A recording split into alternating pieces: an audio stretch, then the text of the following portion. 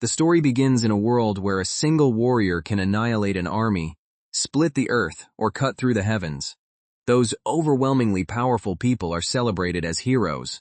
As a child, Sulfurt adores stories about heroes and asks whether he can become one too.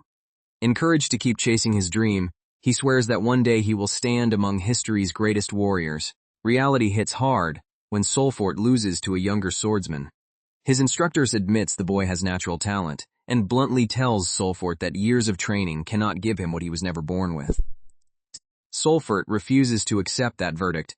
He trains again and again, gripping his sword until his hands harden, convinced that effort alone will eventually turn him into a true hero. Born into poverty, Sulfurt becomes a mercenary and eventually grows into the finest swordsman in his village. When war with the Empire approaches, he hopes the battlefield will finally reveal whether he can become a hero. His first real battle begins with a terrifying charge. Sulfurt tries to steady himself, but the enemy closes in before he can even finish preparing. Welcome to war, where nobody waits for a dramatic speech. A devastating strike tears across the battlefield, scattering soldiers and carving through the ground. Sulfurt witnesses power on a scale far beyond anything an ordinary mercenary could produce. One of the true heroes arrives late and surveys the destruction as though it were nothing. Watching that monstrous strength, Sulfurt wonders how many lifetimes it would take him to reach the same level.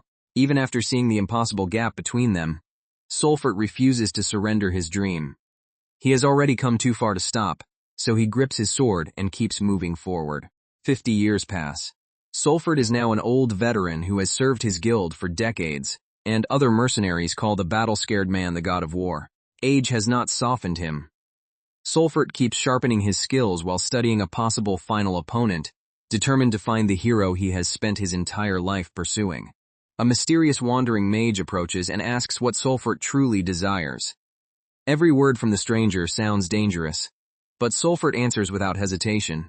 He wants one last chance to challenge a hero. Sulfurt admits that he let his dreams slip away, and now has nothing left to lose. The mage directs him toward the Yast Mountains, where his second chance is supposedly waiting. There he finds Irene Delford, one of the 6 Wings, the Empire's 6 greatest heroes. The Empire showers this young woman with praise, but Sulfurt sees only the opponent who may finally measure the worth of his life. Irene recognizes the notorious old mercenary and questions why he still fights without a hero's natural talent. Sulfurt's answer is simple. His obsession never allowed him to retire. Sulfurt declares that he has reasons to keep fighting and will never forget the feeling of holding a sword. Even with death standing in front of him, he is not ready to let go. He charges with everything he has, swinging as though the force of 60 years could bridge the difference between them. Irene stops him effortlessly. Not even close. Sulfurt attacks again, but Irene remains completely beyond his reach. The duel makes the cruel truth visible. Determination brought him far, yet it could not turn him into a hero. Irene tells him that neither training nor desire will let him surpass a true hero's strength. Her words force Sulfurt to confront the answer he avoided his entire life. As his consciousness fades, Sulfurt realizes that ordinary people and true heroes are fundamentally different. Believing his whole life was wasted, he sinks into darkness with his dream still unfinished.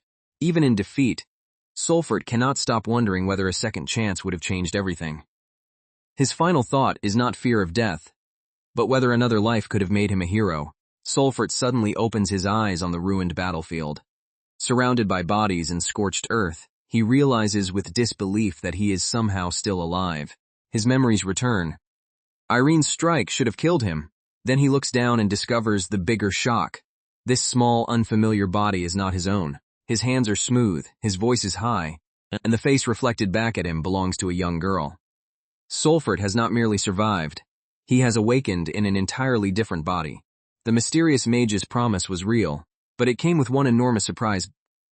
Sulfurt has received a second chance at becoming a hero, only now he must do it as a little girl. Sulfurt remembers that every person has a different magical capacity called Odo. His former body held very little, while this new body possesses the extraordinary vessel associated with humanity's greatest heroes. Although the girl's body is physically weak, Sulfurt can feel an endless torrent of Odo flowing inside it. For the first time, Overwhelming power is not something he must watch from a distance. He instinctively channels that power and launches himself with explosive speed. Sulfurt can barely believe it. This tiny body moves with strength his old self could never produce. The new body still needs time to adjust, but the result is undeniable. With this kind of power, Sulfurt finally believes his lifelong dream of becoming a hero is possible. Sulfurt imagines how different his final duel might have been if he had possessed this body before facing Irene. Still, regret can wait. The second life in front of him matters more. In his previous life, becoming the strongest was impossible no matter how hard he trained. Now his effort, experience, and swordsmanship have been transferred into a body overflowing with Odo. Realizing how unbelievably fortunate he is, Sulfurt vows to keep training until this new strength surpasses even his old body. This time, none of his decades of effort will be wasted. Sulfurt proudly renews his promise to become a hero. Then his stomach growls. Even a reincarnated warrior with legendary potential must first survive the far less glorious enemy called hunger. He searches the battlefield for anything useful and notices that walking barefoot through the wreckage is a terrible idea. Finding proper shoes becomes his first practical mission in this new life. Sulfurt suspects food or supplies may remain at a nearby military camp. After that, he plans to find a village and learn where this unfamiliar body has awakened. Before he can leave, armed Imperial soldiers discover him among the ruins. Sulfurt immediately recognizes their uniforms and realizes that appearing here alone looks extremely suspicious. The soldiers accuse the strange child of being an enemy spy. Sulfurt tries to explain that he is merely a lost girl, but the battlefield is not exactly famous for encouraging trust. The story explains that the Ganor Empire and several Western kingdoms are locked in war.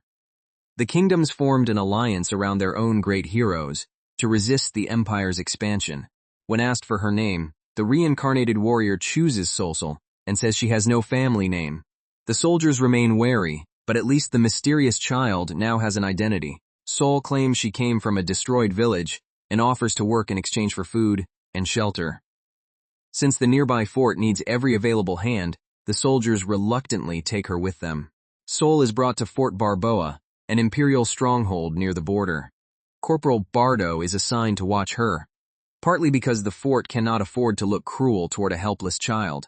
After devouring an enormous meal, Sol announces that she wants to join the imperial army. In her first life, she never reached a hero's level, but this body has given her a real chance. Bardo dismisses the request and refuses to turn a military fort into a nursery. Sol responds in the most Sol-like way possible. She challenges the irritated soldier to a duel. Sol proposes simple rules. If she wins, Bardo must accept her request. If she loses, she will obey him. Bardo agrees, expecting to teach an overconfident child a quick lesson. They take their positions on the training ground. Bardo promises not to be gentle, while Sol calmly raises her sword and prepares to show that this is no childish game. The match begins. Bardo charges with the confidence of an experienced soldier, but Sol watches him with the composure of someone who has survived far more battles than her appearance suggests. Bardo swings down, intending to put the little challenger in her proper place. Sol reads the attack immediately and meets his blade without flinching. To Bardo's disbelief, Sol parries the strike cleanly. Her timing and control are far beyond what any child should possess, and even he cannot understand how she moved so perfectly. Bardo had planned to end the fight with one decisive blow, but Sol's reaction destroys that plan. Her calm expression tells him she expected the attack from the beginning. Sol raises her weapon again, almost as if she is playing with him. Bardo realizes the tiny opponent in front of him is not intimidated in the slightest. Bardo notices Sol's stance appears completely open and decides to exploit it. The opening looks absurdly obvious. So obvious that any cautious fighter should probably suspect a trap. He lunges at full speed, certain this attack will finally connect. Sol pivots around the blade, forcing Bardo to chase a target that keeps slipping beyond his reach. Sol releases her Odo, and the air around her changes instantly. Bardo stares as the harmless-looking girl becomes surrounded by the pressure of a seasoned warrior. Bardo confirms that her earlier defense was no accident and invokes earth magic, calling stones from the ground to close off Sol's escape routes. Jagged rocks burst upward around Sol. She recognizes the spell immediately, while Bardo uses the sudden terrain to trap her inside a tightening battlefield. The earth attack is only a feint. Bardo spots an opening and aims directly for Sol's wrist, hoping to disarm her before she can recover. Instead of retreating, Bardo commits to a direct frontal assault. Sol slips inside his reach, turning his aggressive charge into exactly the opportunity she wanted. Sol catches his movement and remarks that she cannot stand fighters who rely on tricks without controlling their fundamentals. Bardo suddenly finds himself the one off balance. Sol asks whether he is already giving up and resets her stance. Her confidence only irritates Bardo further, pushing him into one more desperate attack. Bardo swings with all his strength, but Sol blocks at close range and stops the blade cold. The duel has made one thing painfully clear. The child is the superior swordsman. Breathing hard and unable to continue, Bardo finally admits defeat. Sol stands over him with her blade steady, having won the right to make the fort take her request seriously. Bardo cannot understand what just happened, but he acknowledges Sol's extraordinary talent. She may look like an ordinary little girl, yet her swordsmanship is unquestionably real. Sol immediately gives him a mercenary's review of the match. He has experience but poor restraint. His magic telegraphs his next move, and his obsession with winning makes him forget his footwork and fundamentals. She explains that constant focused training is the only reliable way to improve. Bardo, thoroughly humbled by a child, asks her to forget every embarrassing mistake she just listed. When Bardo talks down to her again, Sol reminds him that mentally she is far older than he is. Naturally, that only leaves him more confused about this impossible little recruit. Far from the fort, enemy commanders learn that Imperial reinforcements are delayed. They decide the moment is perfect to launch an assault and seize Fort Barboa before help can arrive. The story looks back at Bardo's background. He excelled in swordsmanship, spears, mounted combat, and every military subject, always earning top marks, until he somehow lost a duel to a child. Bardo was born to a wealthy merchant family and expected to inherit the business, but his combat talent drew him toward the army instead. 3 days after the duel, his wounded pride is still very much alive. Sol spots Bardo walking through the fort and recognizes him as the soldier who lost to her. She decides to approach, even though he clearly would prefer that particular memory disappear forever. Sol greets him cheerfully and asks how he feels after being defeated by a little girl. Bardo's expression says, this is not the friendly conversation he hoped to have today. Other soldiers tease Bardo about his spotless reputation finally being ruined. He insists that nobody could have beaten Sol, but the humiliation still follows him everywhere. Sol tells the men to stop and orders Bardo to quit calling her Sir. Her attempt to defend him works, although marching away like a tiny commander does not make the situation any less strange. Bardo admits that the entire fort has been discussing his defeat. Sol cannot resist feeling a little guilty, but their awkward conversation begins replacing hostility with reluctant respect. The two walk along the fort wall, enjoying the breeze. Noticing that Sol seems troubled, Bardo offers to spar with her later, proving he has not completely lost his competitive spirit. Bardo asks why Sol is being so kind after defeating him. She answers that helping someone who is hurting should be normal, though his comment about her being just a child still annoys her. Bardo admits that Sol sometimes does not feel like a child at all. She responds by smacking him, which is probably the fastest possible way to end that line of questioning. Even after the blow, Bardo insists that Sol is still a kid no matter what she says. Their bickering settles into an oddly comfortable routine around the fort. Sol privately regrets damaging Bardo's pride and wishes she knew how to repair it.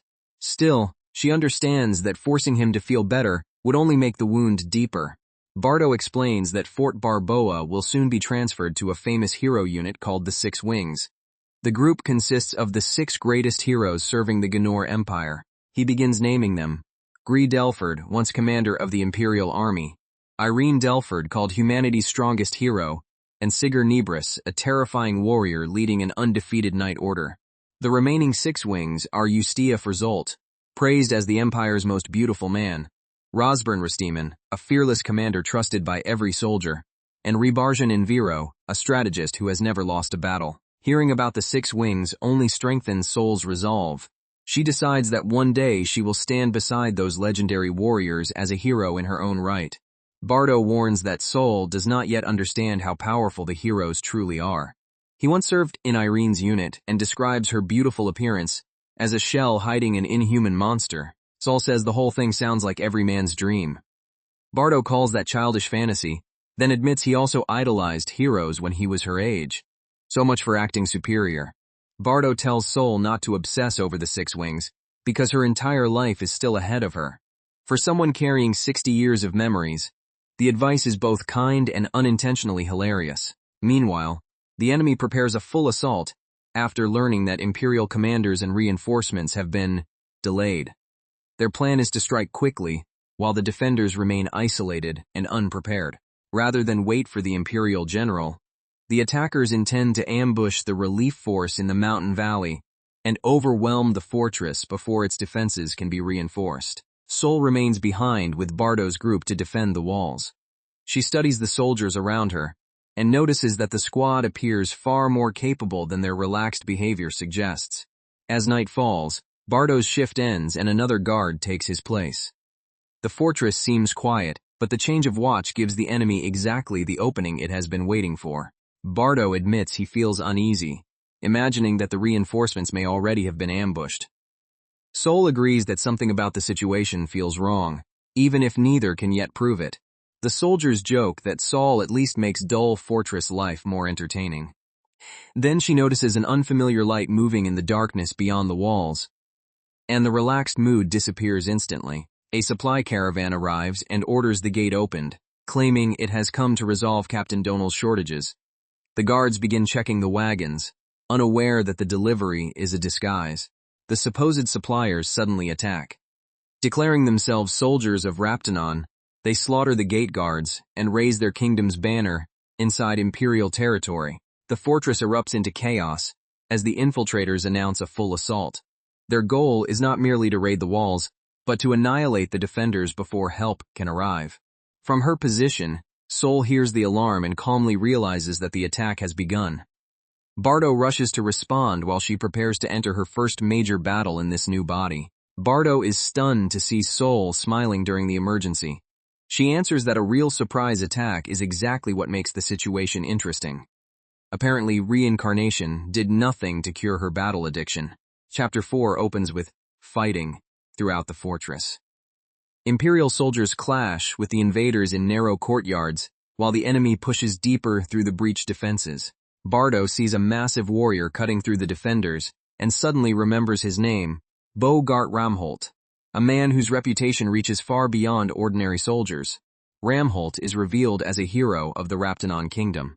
Surrounded by fallen Imperial troops, he advances like a walking siege weapon rather than a single fighter. The enemy hero unleashes a brutal, sweeping attack that tears through the soldiers around him. To Ramholt, the Imperial defenders are little more than insects blocking his path. Bardo realizes the enemy may be targeting one of the fortress's 4 magic chambers, which maintain the barrier protecting the walls. If even one chamber falls, the entire fort could be doomed. Reports arrive that the eastern wall has been breached and many soldiers are injured. Bardo is already fighting there, leaving Sol only minutes to decide where she is needed most. Sol calls the crisis the first real step on her path toward becoming a hero, and moves out alone. A soldier tries to stop her, warning that a child entering the battle will die. Sol ignores the warning and charges through the invaders. Her small body slips between weapons while decades of combat experience guide every strike. She reasons that ordinary troops are only a distraction. The attacker's true goal is the fortress itself, and even the Imperial garrison will struggle if an enemy hero reaches the central defenses. Sol predicts that the hero will head directly for a magic chamber. Knowing the barrier cannot survive without it, she races to intercept the attack before it is too late. On the way, Sol decides to test how far her new body can be pushed. She clears the nearest route first, cutting through scattered enemies without slowing down. An armored soldier suddenly blocks the passage. Sol studies him for only a moment, before slipping past his raised weapon and continuing toward the chamber. She discovers that Imperial guards near the chamber have already been attacked. Hearing more fighting ahead, Sol leaps into the corridor rather than waiting for reinforcements. At the end of the passage, several soldiers confront a heavily armored captain. The air around him makes it obvious that this is no ordinary infiltrator. The enemy declares that the fortress once belonged to his people, and that today they will take it back. His soldiers rally behind him and advance. Blades collide throughout the narrow corridor, as the defenders try to hold their ground. The armored captain cuts through their formation and drives them backward. He proclaims that victory belongs to the Union army and mocks the Empire's weak resistance. After 20 years as a soldier, he believes reclaiming the fortress would be a fitting final battle. Sol suddenly dives into the fight and attacks his face. The captain barely reacts in time, stunned that a child has entered the middle of the melee. At first, he dismisses her strikes as mosquito bites, but Sol's eyes change his mind. The killing intent behind the little girl's blade is unmistakably real. Sol studies the veteran and realizes who he is. The warrior standing before her is one of Raptanon's legendary fighters, a name she remembers from her previous life. Captain Talich Garudi asks whether she knows him. Sol answers that she could never forget an opponent who once taught her a painful lesson on the battlefield. Rather than feeling afraid, Sol becomes excited to face such a formidable warrior again. To continue forward, she must cross blades with a man she once could not overcome. Talich cannot believe an imperial child knows his name and wonders whether she cut down the sentries herself. Sol's skill and bloodlust make the impossible explanation seem increasingly believable. Talich formally introduces himself as a captain of the Raptanon army and bearer of the title, Last Knight.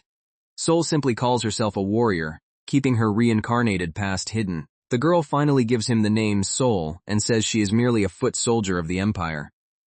Talich accepts the introduction, though nothing about her feels mere anymore. Talich studies the child before him and is disturbed by her command of forgotten single combat traditions. Someone this young should not know techniques that vanished generations ago. Sol accepts his challenge, and Talich promises to honor her courage. Neither waste time on ceremony. As veteran soldiers in different bodies, they agree to begin at once. Talich makes the first move, swinging his massive sword with enough force to crush an ordinary opponent. Sol steps into the attack instead of retreating. Their blades lock at close range. Sol's eyes remain bright and focused, while Talich realizes that the child can match both his timing and his battlefield awareness. Chapter 5 explains the old meaning of knight, skilled warriors who mastered swordsmanship and tactics while defending their kingdom. That proud tradition has faded, leaving only the achievements of the 5 heroes. Talich Garudi, the last knight, was trained to preserve that lost chivalric discipline. Sol meets his refined cuts with the experience of a mercenary who fought through the same era. Talich shifts into an ancient sword style that Sol recognizes immediately. He never expected anyone alive, least of all a little girl, to understand the technique. The two exchange rapid strikes, each attack answered before it can fully develop. Talich's surprise grows as Sol moves through his carefully practiced forms without hesitation. Sol tells him that every fighter leaves tiny openings and habits behind. She has already memorized his tells, turning decades of disciplined training into a pattern she can read. Talich closes the distance and tries to overwhelm her, but Sol stays beside him and tracks every movement. The thought keeps returning. What exactly is this child? He unleashes a wide circular slash that tears through the corridor. Talich refuses to ask what Sol is prepared, because the attack itself will provide the answer. Sol catches the blow and immediately feels its crushing weight. Even with her new power, Talich's sword demands every bit of strength and control she possesses. Talich quotes an old lesson that those who rely only on defense become complacent. Calling Sol exceptional, he presses forward before she can settle into a safe rhythm. From Talich's perspective, Sol's movements and words are impossible to understand. No matter how perfectly he attacks, he cannot find a clean way to finish her. Sol suddenly counters and knocks his weapon aside. Talich tries to recover, but his moment of hesitation gives her complete control of the exchange. Talich releases a threatening aura and warns that stepping into his range means death. Sol judges the pressure without fear and declares that it still will not stop her. She bursts forward faster than he expects, slipping around the heavy blade and forcing the veteran knight to turn after her. Sol attacks from one angle after another, never allowing Talich to reset. He blocks desperately as her speed turns the narrow corridor into a storm of steel. Talich's swordsmanship becomes an endless extension of single combat, each movement flowing into the next. Sol grins at the challenge. This is exactly the kind of battle she has always craved. Talich accuses Sol of becoming overconfident and says battle excitement has loosened her tongue. Sol keeps advancing, completely unbothered by the veteran's attempt to shake her focus. Talich brings his sword down with crushing force. But Sol twists beneath the attack and uses his momentum to move around him. For the first time, Talich openly asks what Sol really is. Her answer is a cheerful refusal. She has no intention of explaining reincarnation in the middle of a duel. Sol reveals that she learned Talich's swordsmanship, not by fighting him repeatedly, but by watching and studying his battles long ago. Talich is stunned that observation alone could reproduce his forms so perfectly. When Talich claims he has no memory of her, Sol says she would never lie to a worthy opponent. Meanwhile, her Odo begins falling rapidly, forcing her to break his stance before her body gives out. Sol starts counting her final sequence. The first strike tests his guard. The second forces Talich into the exact position she has been preparing. On the third attack, Sol releases a violent burst of power that sends Talich crashing backward through the corridor. Talich nearly lands a counter, but Sol slips away at the last instant. She admits that the new body still moves differently from what her old instincts expect. Talich realizes he has lost. The defeat did not come from carelessness or weakness, but from a clear difference in skill between himself and the child before him. Accepting that this will be the last duel of his life, Talich kneels before Sol and acknowledges his defeat with the dignity of the last night. Looking into Sol's eyes, Talich suddenly recognizes the gaze of an old mercenary he met more than a decade earlier. The impossible resemblance begins revealing who she once was. Talich remembers questioning Solford about his endless fighting. Even without the talent needed to become a hero, the old mercenary insisted he had something he could never abandon. When asked about that dream, Solford answered that he wanted to become a hero, the so-called strongest of mankind, no matter how impossible the goal appeared. Back in the present, Sol repeats that she will keep chasing the dream, regardless of how long the road becomes. Talich calls it a good answer and finally understands her. Sol respectfully tells Captain Talich Garudi to rest in peace. As he falls, another enemy presence approaches, and the battle is far from over. Bogart Ramholt arrives covered in the blood of Imperial soldiers and mocks the fortress's pathetic resistance. The enemy hero has finally reached the inner corridors. Bogart raises his enormous blade and promises to carve everyone into dreams with it. Sol faces him despite the exhaustion already spreading through her body. Chapter 6 opens with Sol realizing that she has overused her Odo. This body can release tremendous power, but controlling that power costs far more energy than she expected. Sol explains that excessive magical release throws the body out of balance and can lead to fainting. Even so, she laughs because fighting Talich was genuinely fun. Knowing she cannot face Bogart in her current state, Sol hides and rests for a moment. She plans to recover just enough strength to move again before the enemy finds her. Bardo discovers Sol collapsed in the corridor and catches her before she falls completely unconscious. Staring at the exhausted child, he once again wonders who she truly is. He carries Sol to safety and scolds her for pushing herself past exhaustion. Memories of an old lesson return. True strength is not for pride but for protecting others and leading them forward. Bardo remembers his own youth, when a talented merchant heir named Nate dismissed him as someone without talent. The humiliation became one of the reasons Bardo kept chasing strength so desperately. At the Northern Magic Chamber, Bardo arrives covered in wounds and curses the situation. The defenders are barely holding the passage against the invaders. Bardo decides that securing the Northern Chamber is their priority. His injury is deeper than he first thought, but the other soldiers are enduring the same pain and he refuses to abandon them. Seeing the exhausted defenders struggle, Bardo takes charge and orders the wounded moved back. If they continue fighting without a plan, everyone will simply die in the corridor. A terrifying presence approaches, and Bardo orders the soldiers to fall back. The half-dead defenders still raise their weapons, determined to put up one last fight. The enemy crashes through their formation with overwhelming force. Soldiers are thrown aside as the corridor erupts in shattered stone and steel. Bogart steps over the fallen men and calls the entire Imperial army worthless trash. His contempt is so complete that he barely considers the defenders' opponents. Bardo realizes the 6 wings still have not arrived. Knowing escape is impossible, he decides to bring down as many enemies as he can before the hero kills him. As Saul begins to wake, Bardo remembers his dream of becoming a hero. Then Bogart appears before him, and Saul instantly recognizes the monster blocking the passage. Bogart reflects on soldiers who chase dreams despite knowing they may never reach them. Somewhere beneath his cruelty, he still remembers the battlefield hopes he abandoned long ago. Bardo refuses to lie down and activates fire magic, releasing fragment within the flames. Even wounded and outmatched, he intends to fight until his body stops moving. Bogart mocks the spell as beginner-level fire magic and charges straight through it. Bardo's attack barely slows the massive hero. The corridor explodes in flames as Bardo pours everything into the spell. Smoke and burning debris swallow Bogart for a moment. When the fire clears, Bogart is still standing. Bardo admits that a man without natural talent cannot overpower a hero, but he can still hold the line a little longer. Bogart ridicules the defender's desperate struggle and says the Empire is only delaying the inevitable.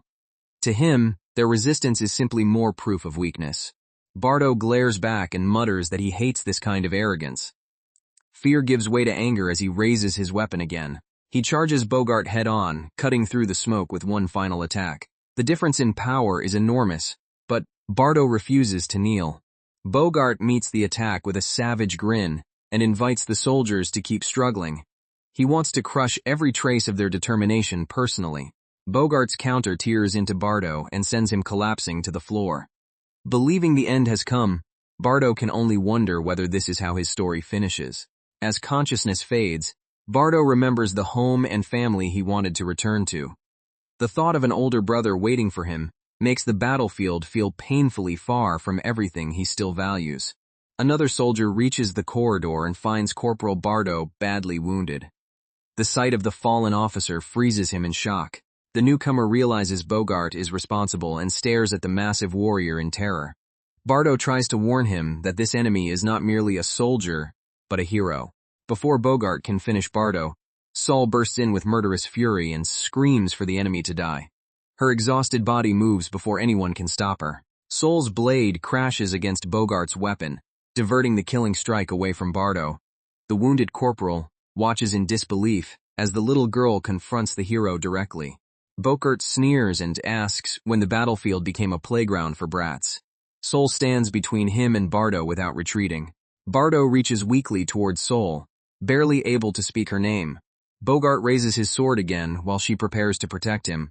Bogart swings, convinced Saul survived only through luck, but she slips beneath the blade and strikes from his blind side. His confidence turns to irritation as the child refuses to be crushed.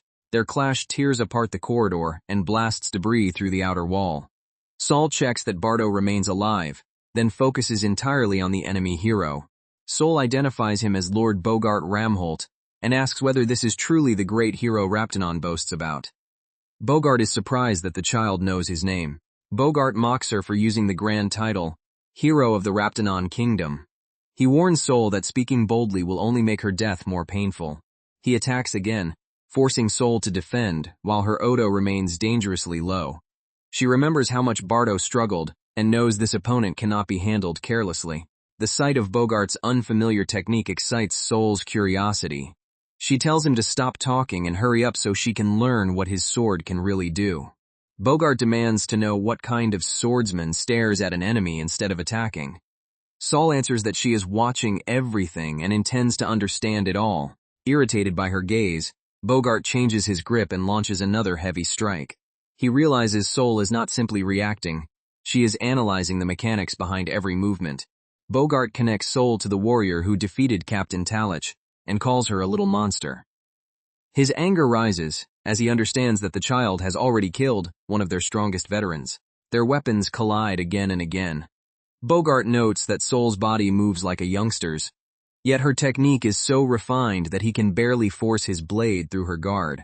Saul slips close and aims for an exposed point near Bogart's throat. The attack resembles an old battlefield technique designed to kill armored opponents through the smallest opening. Bogart drives her back with another violent swing and complains that she buzzes around his head like a pest. Saul keeps circling, refusing to give the larger fighter a clean target. Bogart begins a complex magic incantation, gathering earth, wind, and flame around his weapon. Saul recognizes that he is combining several elements into one devastating spell. He releases the scorching haul of 80 flames, turning the corridor into a burning storm. Saul admits that Bogart is richly blessed with magical talent and desperately searches for a way through. Saul instinctively channels Raw Odo into a blazing lance of her own, sending a line of fire directly into Bogart's spell. The two attacks collide and erupt across the ruined fortress. The impact engulfs Saul in heat and debris, pushing her consciousness towards its limit. Even while burning, she refuses to lower her sword. Saul darts inside Bogart's reach and calls his huge weapon too slow. She cuts past the edge before he can bring the blade around. Bogart knocks her away and declares that she has finally reached her limit. Saul crashes to the ground, exhausted and badly wounded. Lying beneath the looming hero, Saul realizes this battle may be her best chance to prove she can become what she always dreamed of. She refuses to break while that dream remains unfinished. Even after seeing the enormous difference in strength, Saul's spirit does not collapse. She glares up at Bogart and decides she will not allow the fight to end in a place like this. Saul forces her body forward in one sudden burst.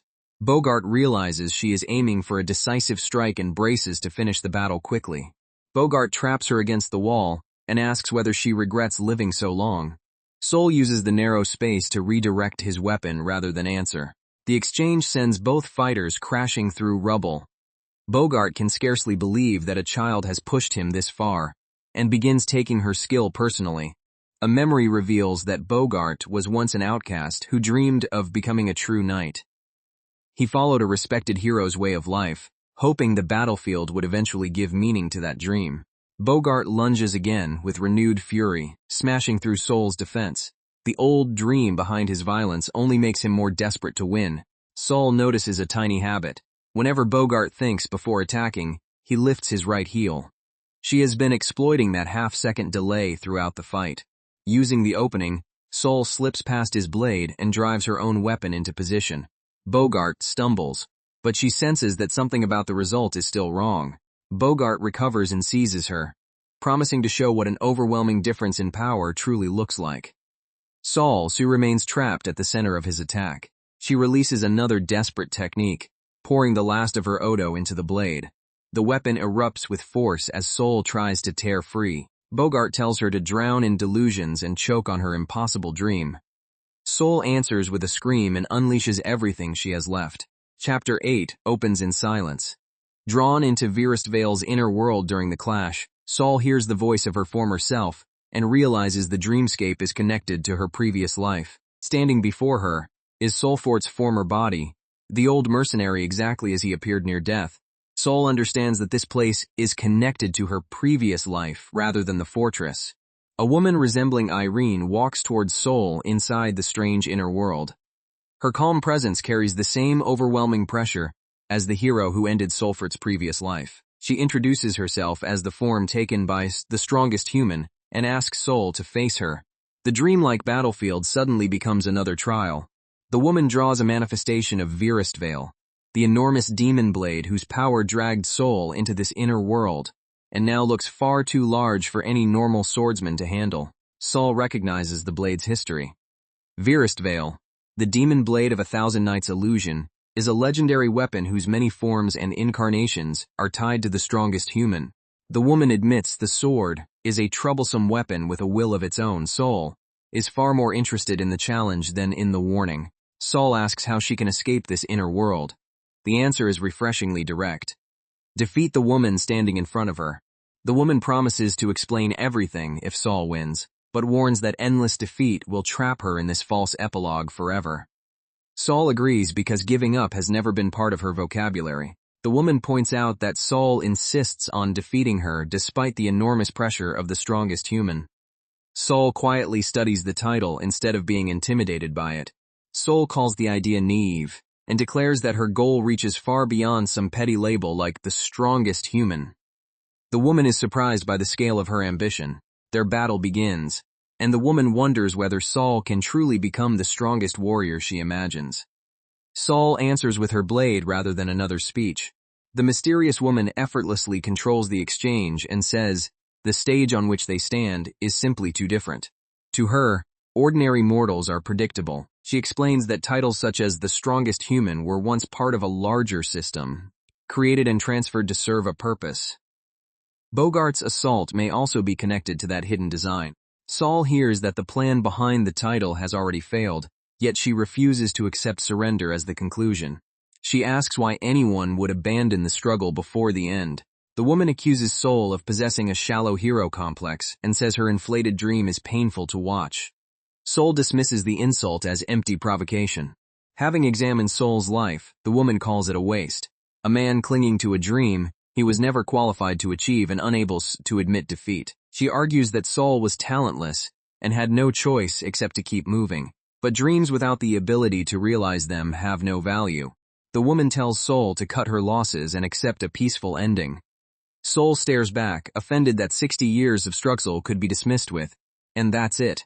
Memories of Sulfurt's childhood return, mocked by prodigies left behind and repeatedly told he would never succeed. Even then, he continued taking one step toward his goal. Sulfurt's old form rises and declares that his life was not a mistake. Saul watches with a small smile, finally defending the meaning of every failure he endured. The woman realizes she overlooked something in Saul's memories. Even without the strength to stand on the hero's stage, Sulfurt's life still possessed a value that raw power could not measure.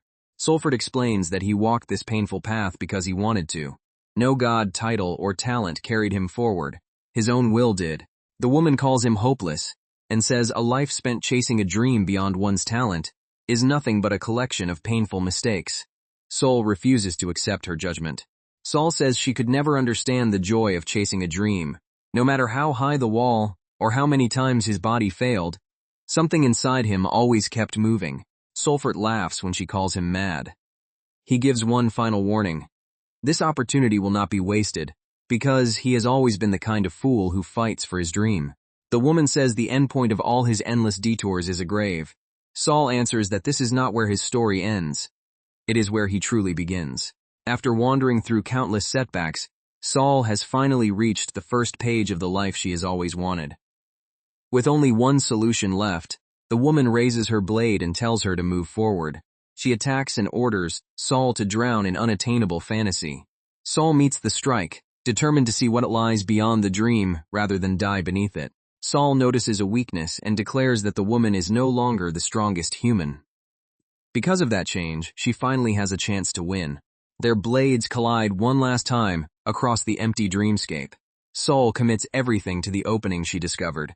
The woman begins dissolving and admits that she was only an imitation shaped from Saul's memories of the strongest human. Saul's determination carried her farther than the illusion expected. Before vanishing, the woman tells Saul to carry her own legend forward. The first page of Saul's heroic tale opens beyond the weight of the past. Chapter 9 returns to the battlefield, where Bogart is trapped inside Virustvale's illusion, while Saul's consciousness returns. Anyone cut by the demon blade is forced to confront a vision of their own ending.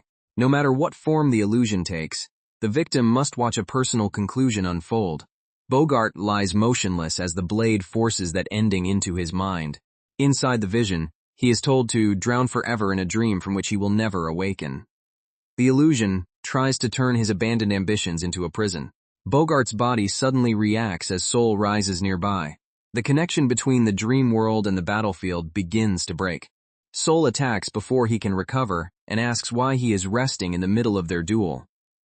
Bogart realizes something has gone terribly wrong with the illusion. Saul calls Virustvale back into her hand and demands an answer. The demon blade returns to the fight as though it has finally chosen its wielder. Bogart senses the fatal pressure of the weapon and realizes the version of himself inside the dream was already dead. Saul's return has only made that ending real. He accuses Saul of lying, arguing that her continued presence proves the illusion failed. Saul's calm expression tells him that survival does not mean he escaped its judgment. Bogart says Saul refused the ending offered to her and decides to finish her personally. She raises Virustvale, ready to settle the battle for good. Bogart evaluates the damage he has taken and realizes Saul's surprise slash was far more dangerous than expected. Saul searches for a deliberate opening in his defenses rather than relying on another lucky hit. She understands why the earlier plan failed. Veil's illusion cannot completely bind a man whose own malice and stubbornness keep dragging him back to reality. Bogart demands to know why Soul did not chase the retreating soldiers and orders her to fight the strongest human standing before her. Soul sees that his pride has overtaken his mission. Inside his memories, Bogart recalls rejecting other people's dreams and insisting on living by his own strength. Yet the talented warriors around him continued placing their hopes and responsibilities on his shoulders. A former comrade once offered to take Bogart along, promising that even talentless men could still choose their own path. The memory refuses to disappear, no matter how much Bogart mocks dreams now. The mysterious inner figure accepts the challenge and prepares to rewrite the ending herself. Bogart's past and souls will collide inside the illusion, linking both fighters through Veil. Bogart remembers receiving a final mission from his superiors. Lead the knights forward and confront the strongest human. He was nominated personally, despite not understanding why. He had protested that he was not even a captain, but the dream of restoring the knights was entrusted to him anyway. Once again, someone else left an impossible future in his hands. Watching Soul stand amid the wreckage, Bogart realizes she may actually create the future others only talked about. The thought makes the title of Strongest Human feel suddenly possible. Before he can act, Bogart notices Imperial soldiers closing in and orders his own men to fall back. The battlefield around him is changing faster than expected. The wounded Bardo begins moving again, surprising Bogart. Even barely conscious, the corporal refuses to stay down while Soul is fighting alone. Bardo charges from the side and shouts for Soul to dodge. Bogart turns too late to avoid the unexpected interference. The corporal throws himself into Bogart's path, using his body and remaining strength to disrupt the hero's stance. Bardo screams through the pain and drives the attack forward. His action creates the first genuine opening Soul has seen. Another soldier calls out to Bardo as he struggles to remain upright. The men he once considered rivals are now risking everything beside him. Saul realizes that retreating earlier was the correct tactical choice, but leaving the entire battle to someone with greater natural talent would have betrayed what Bardo believes. Bardo admits part of him once thought his comrade's stubbornness was pathetic. This time, however, he refuses to abandon them or give up on himself. Saul understands and proposes that they defeat this so-called hero together. Bogart sees the two weakened soldiers stand side by side against him. Bogart laughs and calls them losers who chose nothing but the path of struggle. Soul and Bardo advance anyway, turning his insult into their battle cry. Their combined assault begins. Saul attacks from the front, while Bardo supports her from the flank, forcing Bogart to defend against two completely different rhythms. Bogart decides to end the battle with one final, explosive attack, and calls for both opponents to come at him together. Soul and Bardo prepare to answer. Soul turns to Bardo and asks one last favor. The wounded corporal realizes she has formed a plan that depends on both of them trusting each other completely. Soul declares that they will break through Bogart's defense and end the fight. Bardo agrees, and the two advance as senior and junior, rather than child and reluctant babysitter. Chapter 10 begins with Bogart inviting them to attack with everything they have. He plants his feet and waits for their final combination. Bardo launches a focused burst of fire toward Bogart, while Soul races alongside it. Their timing forces the hero to choose which threat to stop first. Saul instinctively forces Raw Odo into the loose earth and raises a single fragment of stone. It resembles earth magic, but she is manipulating power by feel rather than casting a spell she consciously understands.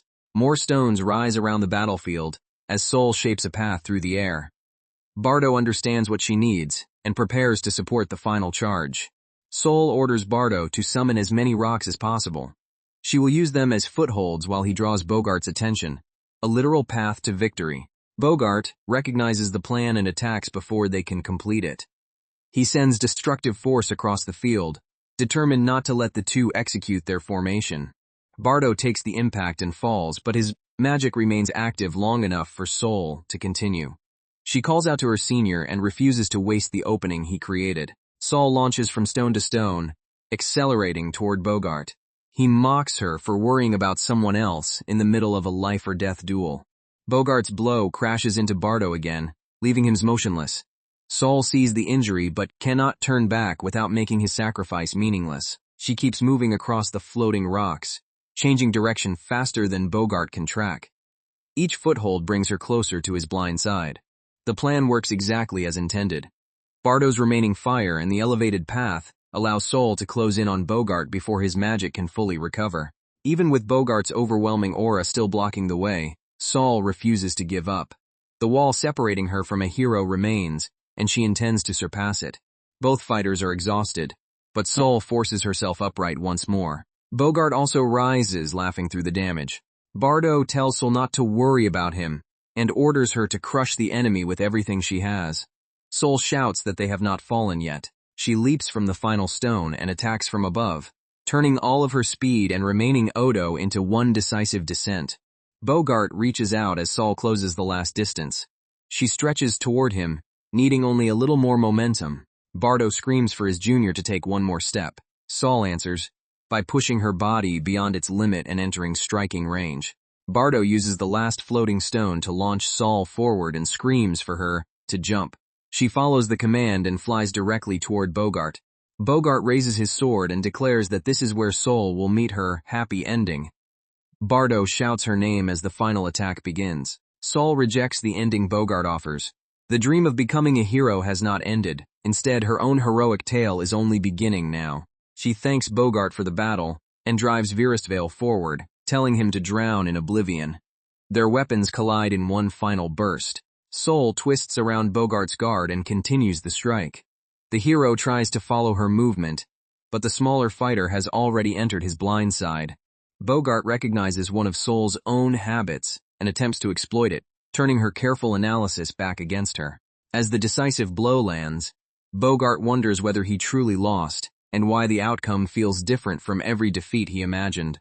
Sol remembers that every time their blades crossed, Bogart's raw strength was superior. What separated them was her resolve to read the fight and carve a path through it. Bogart reflects that he once abandoned the road he wanted, and allowed others to lead him forward like a fool. Strangely, he does not regret losing to Sol. In the end, Sol showed him something he had forgotten. By taking one step into her own story, she also reminded Bogart of the dream buried inside his. Bardo and the remaining soldiers force their way through the wreckage, swearing not to let Sol die alone. They race toward the center of the ruined battlefield. Bardo finally reaches Sol and calls her name. She lies exhausted among the debris, barely able to open her eyes. He asks whether she is all right. Sol weakly declares the victory hers, then begins laughing despite her injuries. Resting against Bardo, Sol says the battle was fun. After facing two legendary warriors and an enemy hero in one night, her standards for entertainment are officially terrifying. Chapter 11 begins 2 days after the defense of Fort Barboa. The fortress survived, and sunlight returns as the soldiers begin recovering from the battle. Sol is confined to bed with heavy bandages, but she immediately tries to train with a wooden sword. Bardo asks whether today's weather is really appropriate for more reckless exercise. Bardo reminds her that the doctor ordered at least a week of rest and that her sword has been confiscated. Sol behaves as though both instructions are merely suggestions. Sol flexes her injured hand and insists she must relearn how to move the body and regulate her Odo. Apparently nearly dying, only convinced her that she needs more practice. Bardo begs her to stop and offers to spar once she is healed. Sol agrees, noting that long ago he became a swordsman capable of matching someone above his rank. Bardo then presents an official letter from the Imperial Personnel Division, signed by a high-ranking authority. He assures Sol that the document is genuine. The letter officially appoints Sol as a second lieutenant in recognition of defeating Talich Garudi and Bogart Ramholt. Bardo has never seen someone receive such a high rank so suddenly. Sol is pleased, but immediately asks Bardo not to treat her like some distant superior. She will accept the position as long as military authority does not interfere with her dream. Bardo asks whether she still intends to become a hero. Sol says the battle changed her understanding and recalls the story of a fool whose talent became twisted because he never questioned his path. Sol apologizes for being stubborn for so long. Bardo says it certainly took her long enough, though the frightening expression she makes suggests her stubbornness has not exactly disappeared. Sol admits she uses ranks and hierarchies casually because of her old mercenary habits. Bardo begs the new lieutenant to remember that other soldiers will take every word she says seriously. The appointment also grants Sol an alias, Shura. The name is bestowed as both an honor and a public identity for the extraordinary young officer. Such aliases are said to represent society's expectations that a warrior may someday become a hero. Sol realizes the title places a new burden on her shoulders. Rumors spread through the military ranks. A young second lieutenant who defeated legendary enemies could alter the balance at the front, and many powerful people have begun watching her. Bardo jokingly invents grand heroic names for Sol, and she becomes far too excited by the fantasy. Her injuries immediately remind her that dramatic poses are still a terrible idea in a hospital bed. Bardo remembers that he wanted to give Sol something after the battle. He asks her to hold out her hand and reveals the object recovered from the wreckage. The gift is a small metal fragment from Virustvale, the demon blade Bogart had wielded before it chose Sol. Even broken, the piece carries the unmistakable presence of the weapon. Bardo says only the lieutenant who defeated the last knight and the enemy hero has the right to possess it. He asks whether Sol will accept the fragment. Sol gratefully takes it, though Bardo warns that discovery could create political trouble. She promises to handle the relic carefully. Looking back at the scarred battlefield, Sol is told that she will soon return to active duty. They cannot remain at Barboa forever when heroes are fighting threats across the Empire. Sol repeats her vow to become a hero. She knows battlefield combat demands more than clever tricks, so she begins planning new techniques and tests for her growing power. A bespectacled officer watches from nearby and notes that the strongest human is already beginning to draw people together. Sol's influence has reached higher command. Sol suddenly senses a dangerous presence approaching the room. Her instincts warn her that someone extraordinary has arrived. The visitor is Roseburn Rastamin of the Six Wings, a legendary senior commander whose prudent tactics and courage have protected the Empire's borders. Sol reacts before thinking and tries to confront him, only to realize far too late that she has just challenged a superior officer. Roseburn finds the impulsive greeting extremely disrespectful. The pressure of meeting a Six Wings hero, combined with her injuries, overwhelms Sol and she passes out. Bardo can only stare at the tiny officer who caused chaos in seconds. Bardo congratulates Sol for fighting bravely enough to earn the title Shura, then reminds her that challenging Roseburn immediately afterward was unbelievably bold. Sol insists the misunderstanding was perfectly reasonable. Roseburn sends Sol a sealed letter through Bardo and asks whether he can deliver the message. The document turns out to be a transfer request for the newly promoted lieutenant.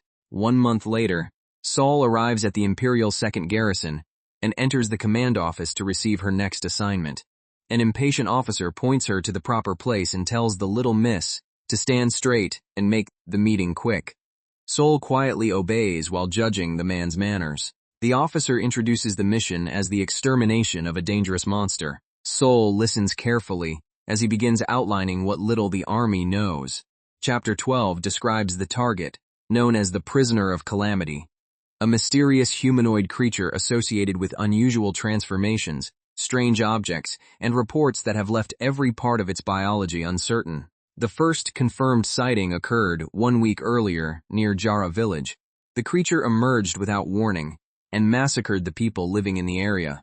According to the only survivor, someone hid inside a locked house while blood fell outside. Every other resident was killed before help arrived. The military report places the monster near Marnus village, though the officer admits some details may be mistaken. Sol studies the map and notices how close the new sighting is. A full week has passed since the initial attack, and no clear concept of the creature's abilities exists. Despite that uncertainty, the mission has been placed under Sol's command. The officer explains that defeating the Prisoner of Calamity will greatly increase Sol's military recognition. Her title and reputation will spread across the Empire. The operation is officially called a monster hunt, and will be carried out under Sol's epithet, Shura. The assignment comes directly from one of the Empire's heroes. Sol realizes the mission resembles the opening of a heroic tale.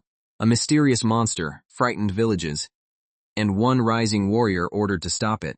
Naturally, she becomes more excited than worried. The officer confirms that the mission was personally bestowed by a hero. To Sol, The command feels like stepping directly into one of the stories she once dreamed about. She gratefully accepts the extermination mission. Her superior says he expects great things from the young lieutenant. Sol's departure is scheduled for early the next morning because the monster's movements are unpredictable. Delaying could allow it to reach another settlement. The officer says a regular army force will handle the extermination if the creature remains in place, but Sol will travel ahead and investigate rather than waiting for a slow formation.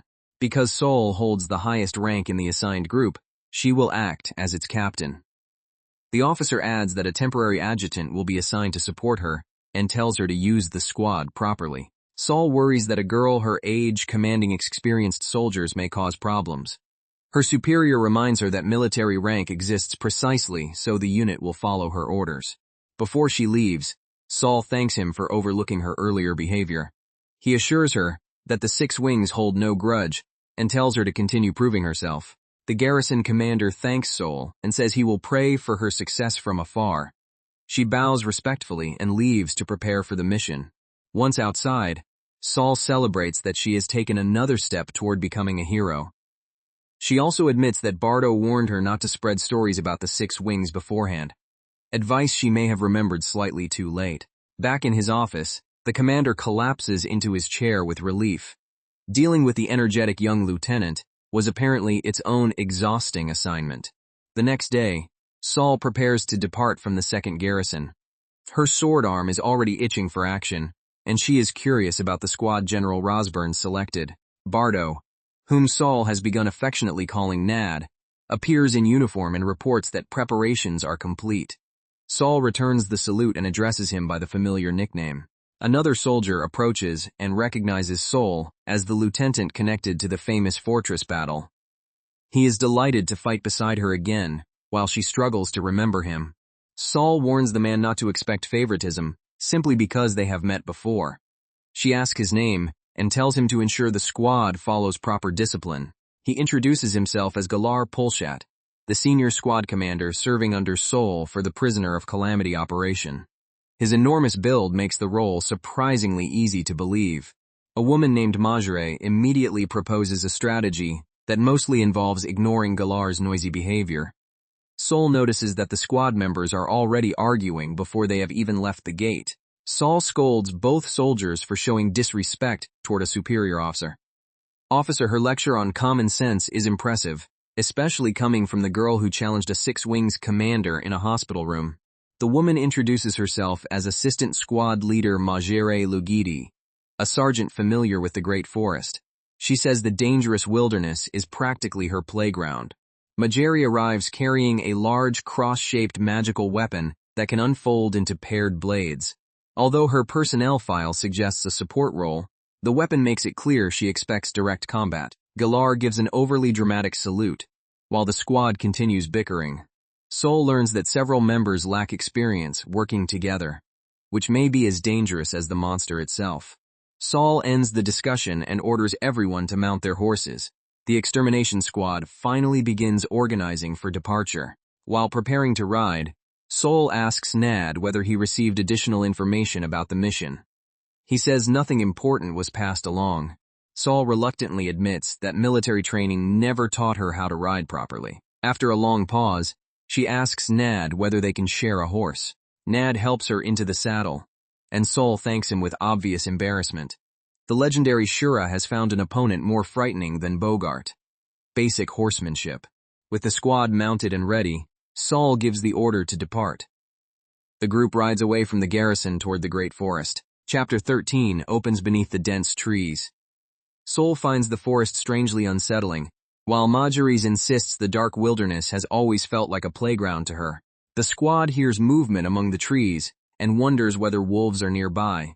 Majere explains that she grew up farther south and knows this kind of terrain better than the others. Nad explains that Majere grew up in the remote south and has always struggled to fit comfortably into imperial society. Sol quietly sympathizes, since she also feels out of place in her new life. The squad members recall rumors about Galar and Majere, including how their first meeting nearly became a fight. Sol notices Nad looking at her, as though she is responsible for every argument. Sol insists she is not accusing anyone, and notes that nobody else is listening. Nad admits his first impression of the squad may have been too harsh. Despite their behavior, they are professionals. Saul says keeping everyone at a polite distance will not solve the deeper problem. Even the Empire's supposed meritocracy still allows prejudice and unequal treatment to survive. The squad discusses the danger of hunting a monster without confirmed information. Saul hopes they can at least find a clue before another village suffers a catastrophe. Majeri approaches and asks permission to raise a private question about the mission. Saul allows her to speak. Majere asks why Saul joined the Imperial Army and whether ambition alone explains her behavior. Saul says there is nothing more complicated behind it. Majeri reveals that her parents migrated into the Empire and that she grew up with very little stability. The Great Forest and an orphanage-like home became the few places she understood. She joined the army largely because it offered a place for capable fighters, not because of any grand patriotic dream. Then she turns the question around and asks what Saul wants. Saul answers without hesitation. Her dream is to become a hero. Majere realizes the title is not a childish joke but the center of Saul's entire life. Majere asks whether Saul intends to turn every experience including this mission into fuel for that dream. Saul confirms that she does. Saul adds that she can generally handle her own affairs and intends to keep moving forward from this point. Majere listens without sharing her enthusiasm. After hearing the speech, Majere bluntly tells Saul, "I hate you." Nad's expression perfectly captures how quickly the conversation went off the rails. Majere explains that Saul measures everything by dreams, ideals, and heroic value. For Majere, the center of life is much simpler, money. To her, defeating the prisoner of calamity matters, because the reward and military pay will increase. She claims there is nothing noble behind her participation. Saul replies that a monster hunt is indispensable as experience for anyone seeking to become a hero. She asks Majere to explain the harsh reality behind the mission. Majere calls Saul a poster girl for the Empire. She believes the operation has been arranged to manufacture prestige for the talented young officer rather than protect ordinary people. Nad warns that reality will eventually force Saul to discard empty ideals. She tells him to spare her the advice and refuses to let cynicism decide the value of her dream. Saul declares that she will use the Empire's prestige if necessary, then tear through every obstacle with her own strength and prove the heroic story belongs to her. At last, the squad reaches the devastated outskirts of Jara village.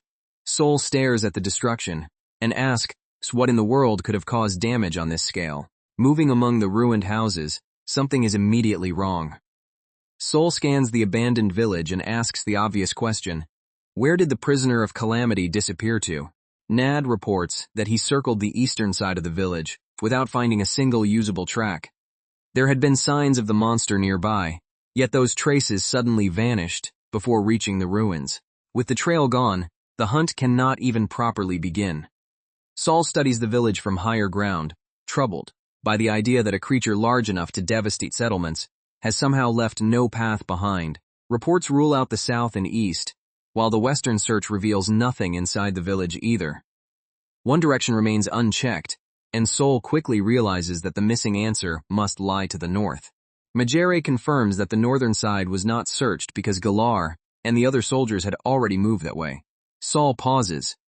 The squad may have walked straight toward the danger without realizing it.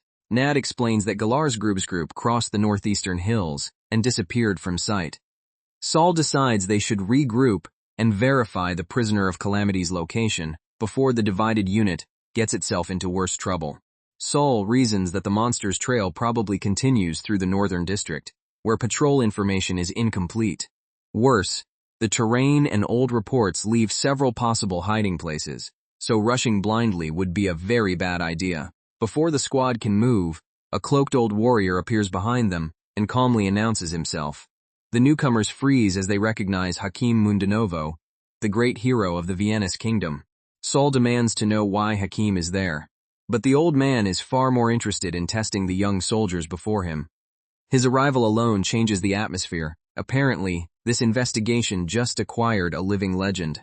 Hakim asks whether they can tell where his footsteps truly lead. A sudden burst tears across the ground, and the squad realizes that his harmless-looking question was actually the opening move of an attack. The impact echoes from the direction Galar's soldiers went, confirming Sol's fear that something is happening beyond the hills. Hakim remarks that she heard correctly and reveals that this disturbance is exactly why he came. Drawing his weapon, Hakim invites the young soldiers to push him back if they can.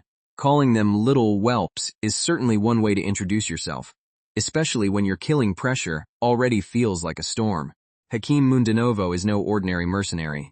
At 60 years old, he's one of only 10 warriors recognized by the Viennese king as a hero, a survivor shaped by decades of brutal meritocracy and war. Known as a living legend, Hakim raises his blade and invokes a technique called Ancient Dragon Piercing the Murky World.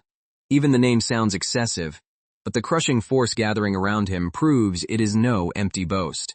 The technique erupts in every direction, hammering the squad with invisible pressure.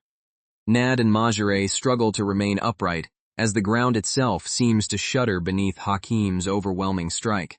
Nad first mistakes the attack for wind or sound pressure, then realizes the force comes from Hakim's enchanted sword. Standing still is already difficult, and approaching the old hero looks nearly impossible. Majere notices Sol laughing instead of retreating, and asks what could possibly be amusing. Sol answers by charging forward alone, because apparently overwhelming pressure is her idea of an exciting invitation. Hakim watches as Sol forces her small body through the storm surrounding him. She lowers her stance, protects her balance, and keeps advancing even while the pressure tears at her clothes and skin. At the last instant, Sol releases her sword, rather than contesting Hakim's blade directly. The unexpected choice creates an opening, and the veteran's eyes sharpen as he realizes the girl is attacking with something else. Sol launches herself upward and twists past Hakim's guard, turning her entire body into the strike. The old hero barely reacts in time as the tiny mercenary closes the distance with astonishing speed. Hakim's blade whips around with frightening precision and forces Sol back. He calmly notes that she is slowing down, while Sol grits her teeth and keeps searching for the single opening she needs. Nad realizes the crushing pressure stopped when Sol struck the flat of Hakim's weapon. She has already identified the enchanted blade's weakness, but knowing the trick and surviving long enough to exploit it are two different problems.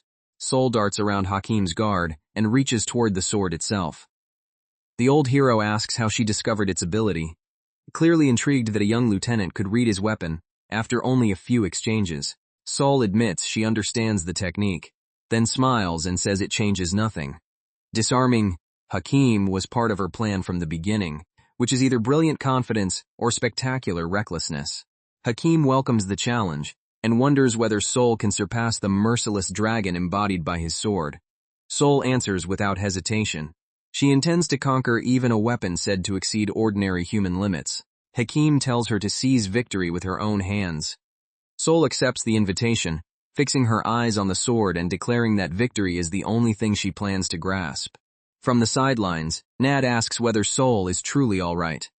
Majere bluntly replies that the lieutenant is rushing toward death, leaving Nad horrified by how calmly she says it. Majere explains the duel's rhythm. Sol is baiting attacks to uncover an opening, while Hakim's is carefully preserving his strength.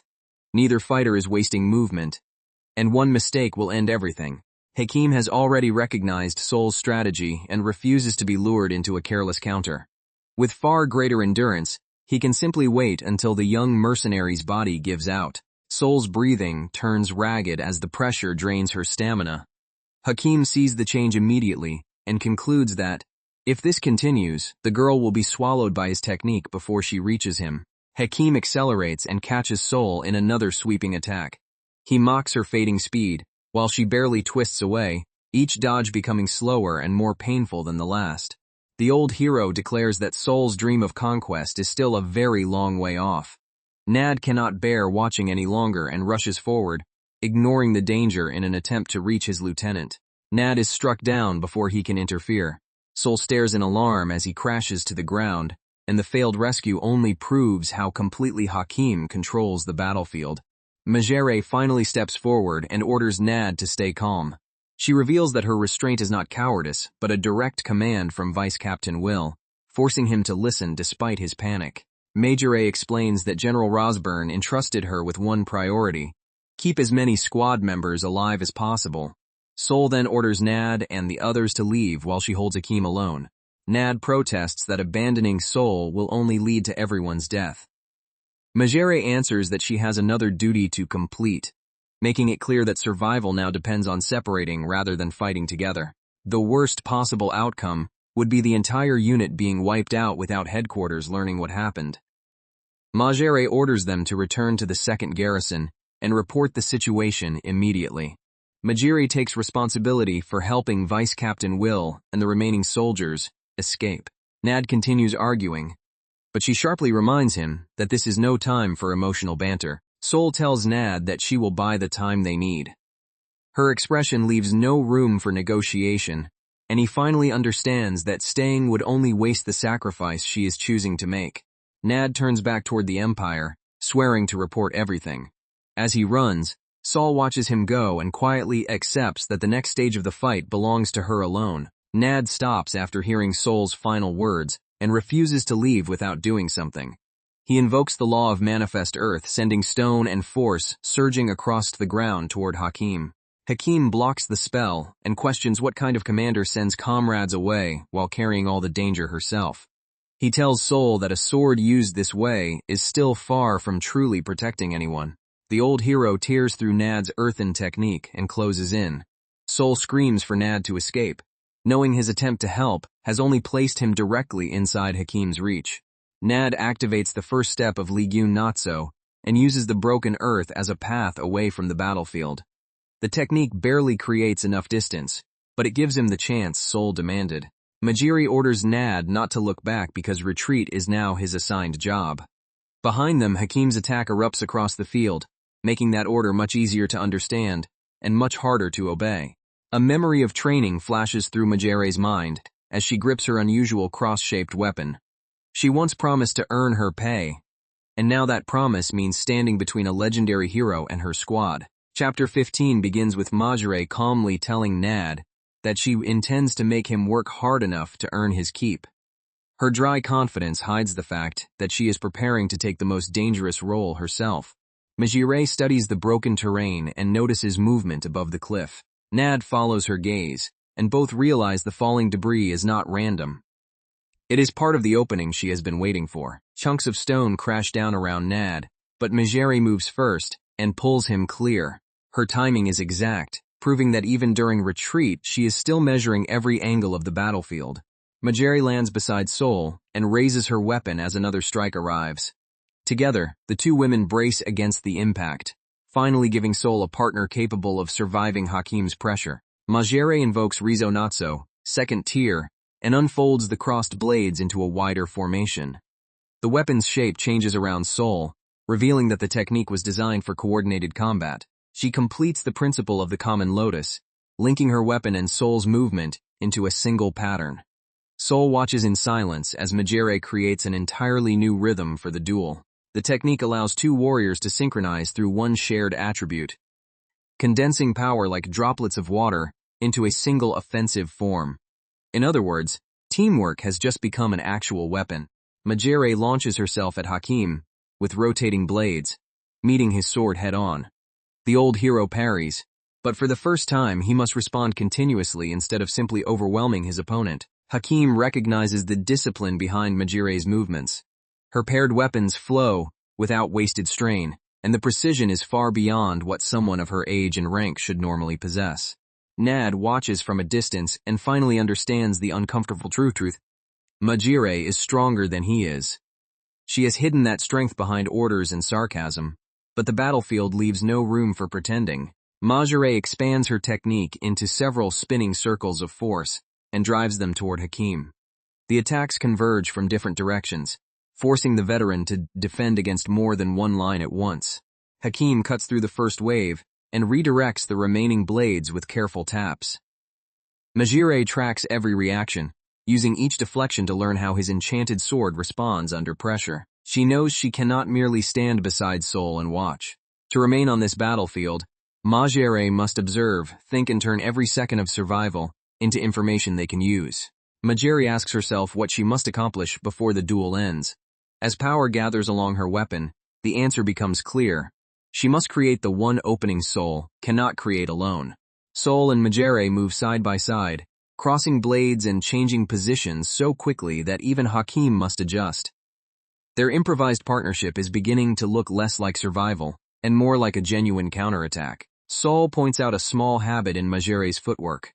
After creating a distortion, she always shifts half a step forward. Majere accepts the advice, and the correction immediately sharpens their shared formation. Even so, Sol can find no true gap in Hakim's defense. The old hero is not using his full strength, yet reading him feels impossible. Retreat, however, is no longer an option. Majere attacks from above, while Sol cuts in from below, forcing Hakim to split his attention. Their blades cross around him in a coordinated trap, but he remains unnervingly calm. Hakim turns and sends a strike towards Sol, only for Majere to intercept it with her crossed weapon. The impact throws sparks across the field, but the formation holds for one more exchange. A spinning blade tears past Hakim and carves through the ground behind him. Sol and Majere both notice his reaction. Small, but enough to suggest their pressure is finally reaching him. Hakim dismisses their defense as a temporary stopgap. No matter how cleverly they think or how many combinations they create, he believes the difference in power will eventually crush them. He proves the point with another violent swing, blasting through their guard and scattering fragments of earth. The two women are forced apart as Hakim resets the duel on his terms. Far from the fight, Nad races toward the Imperial lines. He refuses to waste the time Sol bought and pushes himself harder, knowing the garrison must be warned before the situation spreads. The crisis reminds Nad of Fort Barboa, but this time he was personally entrusted with the report. He urges himself onward, desperate to reach the Imperial army before Sol's resistance finally collapses. Nad encounters a small elderly mage waiting on the road, and she greets him as though he is late for an appointment. Declaring that they can finally get to work, she clearly knows far more than she first admits. Nad demands her identity, since she is neither a villager nor part of his unit. The woman casually says she is an old friend of Grandpa Hakim, which is not remotely reassuring under the circumstances. Before Nad can question her further, the mage lifts her staff and releases a sweeping spell across the ruined settlement. He watches in shock as the air and ground distort around her. The magic expands into a massive churning sphere that swallows the area ahead. Whatever the tiny woman is doing, it operates on a scale far beyond the ordinary battlefield spells Nad has seen. The spell continues compressing the surrounding space, as though the battlefield itself has become a sealed prison. Hakim senses the change and realizes that a second force has entered their confrontation. Hakim admits he did not expect much, yet the woman's magic is unexpectedly troublesome. Still, he judges it as an extension of techniques developed over the last decade, rather than a truly new path. Calling modern magicians weak scholars, Hakim breaks through the interference and stands over the fallen soul. The insult is harsh, but the unconscious lieutenant is in no position to argue. Chapter 16 opens with Sol waking on the floor of a stone dungeon. Her head throbs, dust fills the air, and the smell of mold confirms that the battlefield has been replaced by a prison cell. Sol finds her wounds treated and her coat returned, along with a simple cracker left nearby. Whoever captured her wanted her alive, and apparently decided imprisonment should come with extremely modest hospitality. As her memory returns, Sol recalls the battle against Hakim. She and Majere were completely overwhelmed, and the old hero defeated them with a single hand, without ever revealing his true strength. Sol remembers watching the squad retreat, and blames herself for failing as their lieutenant. Her first concern is not the prison or her injuries, but whether the soldiers she was supposed to protect survived. She reconstructs what happened. After being beaten unconscious, the squad was captured by soldiers of the Viennese kingdom. Yet her sword and belongings remain nearby, which makes the imprisonment feel strangely deliberate. The cell door opens, and Hakim sits down across from her. Sol immediately demands an explanation, unwilling to accept that the man who defeated them now wants a peaceful conversation. Hakim tells her not to worry and addresses her as Shura. Then he uses another name, Solfert, and the familiar voice finally makes Sol realize that this terrifying old hero knew her former self. The two stare at each other until Hakim says the name again, Solfert. The recognition confirms that their encounter is not a coincidence, but a reunion between warriors separated by death and decades. Hakim laughs that the old bastard is somehow still alive. He once heard Sulfurt's parent had died and assumed the mercenary had followed, while Sol angrily reminds him that she left that life long ago. Hakim says Sol's sharp tongue has not changed and calls her his old friend. Sol fires back by asking who he is now, because the man before her is far more than the mercenary she remembers. Before answering, Hakim confirms that Nad, Majire, and the others are alive in separate cells. The elderly mage apparently persuaded everyone to cooperate, though only after testing the limits of their patience. Hakim admits Sol has become more valuable than he expected and offers information in exchange for one answer. Sol immediately asks about her new body, realizing he may understand the reincarnation better than anyone else. Hakim says he genuinely mourned when he heard Sulfurt had died, so seeing the old friend inside such a small body is almost absurd. Sol ignores the sentiment and demands to know what he is really doing here. Hakim assumes Sol intends to rise through the imperial ranks and become one of its heroes. He jokes about reincarnation as a little girl, while Sol warns that anyone mentioning her mother will receive a very unfriendly response. Sol explains that she did not choose this body. After Sulfurt died, she simply awakened inside it. Hakim laughs and asks whether the transition was premature, which earns him exactly the glare that question deserves. Hakim asks why she ended her previous life under the name Sulfurt Enuma. At first he doubted her identity, but her swordsmanship and the markings on her weapon convinced him beyond argument. Her appearance, temperament, and fighting style complete the proof. Sol admits his reasoning makes her angry, while Hakim notes that he once taught the old mercenary how to handle certain techniques. Sol asks directly whether Hakim is now an enemy of the Empire. He finds the question boring, but agrees that the answer depends on what she asks next, and what objectives each side is pursuing. Hakim states that he has no intention of fighting the Empire itself. His mission lies elsewhere, although he refuses to promise that their paths will never cross again. Sol warns that if his target threatens her people, she will treat him as an enemy without hesitation.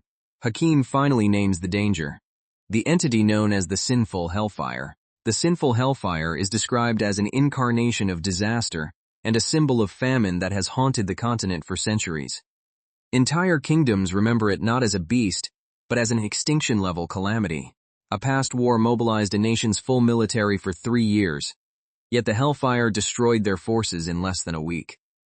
Even mutated creatures sent against it failed, proving how hopeless a direct subjugation can become. Hakim says the Viennese king received credible information that the Hellfire is moving through the foothills of this mountain region. Sol immediately asks the sensible question: why would such a legendary disaster come to an isolated rural area? Hakim reveals the true purpose of the operation. They intend to subjugate the Sinful Hellfire. Sol stares at him, stunned that anyone would treat a continent-level calamity as a target for a hunting party.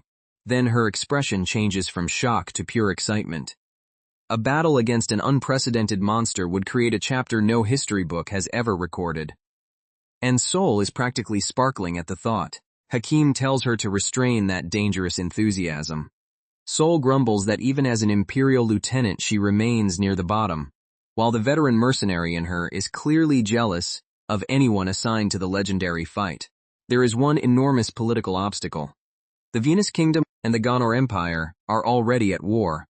Without both armies cooperating, forming a joint front against the Hellfire should be nearly impossible. Sol points out that, logically, none of them should still be alive after the capture.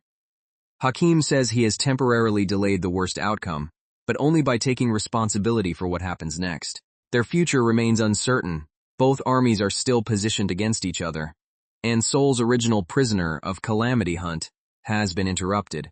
Hakim says the only path forward is to prove the Imperial platoon's usefulness to the Hellfire subjugation force.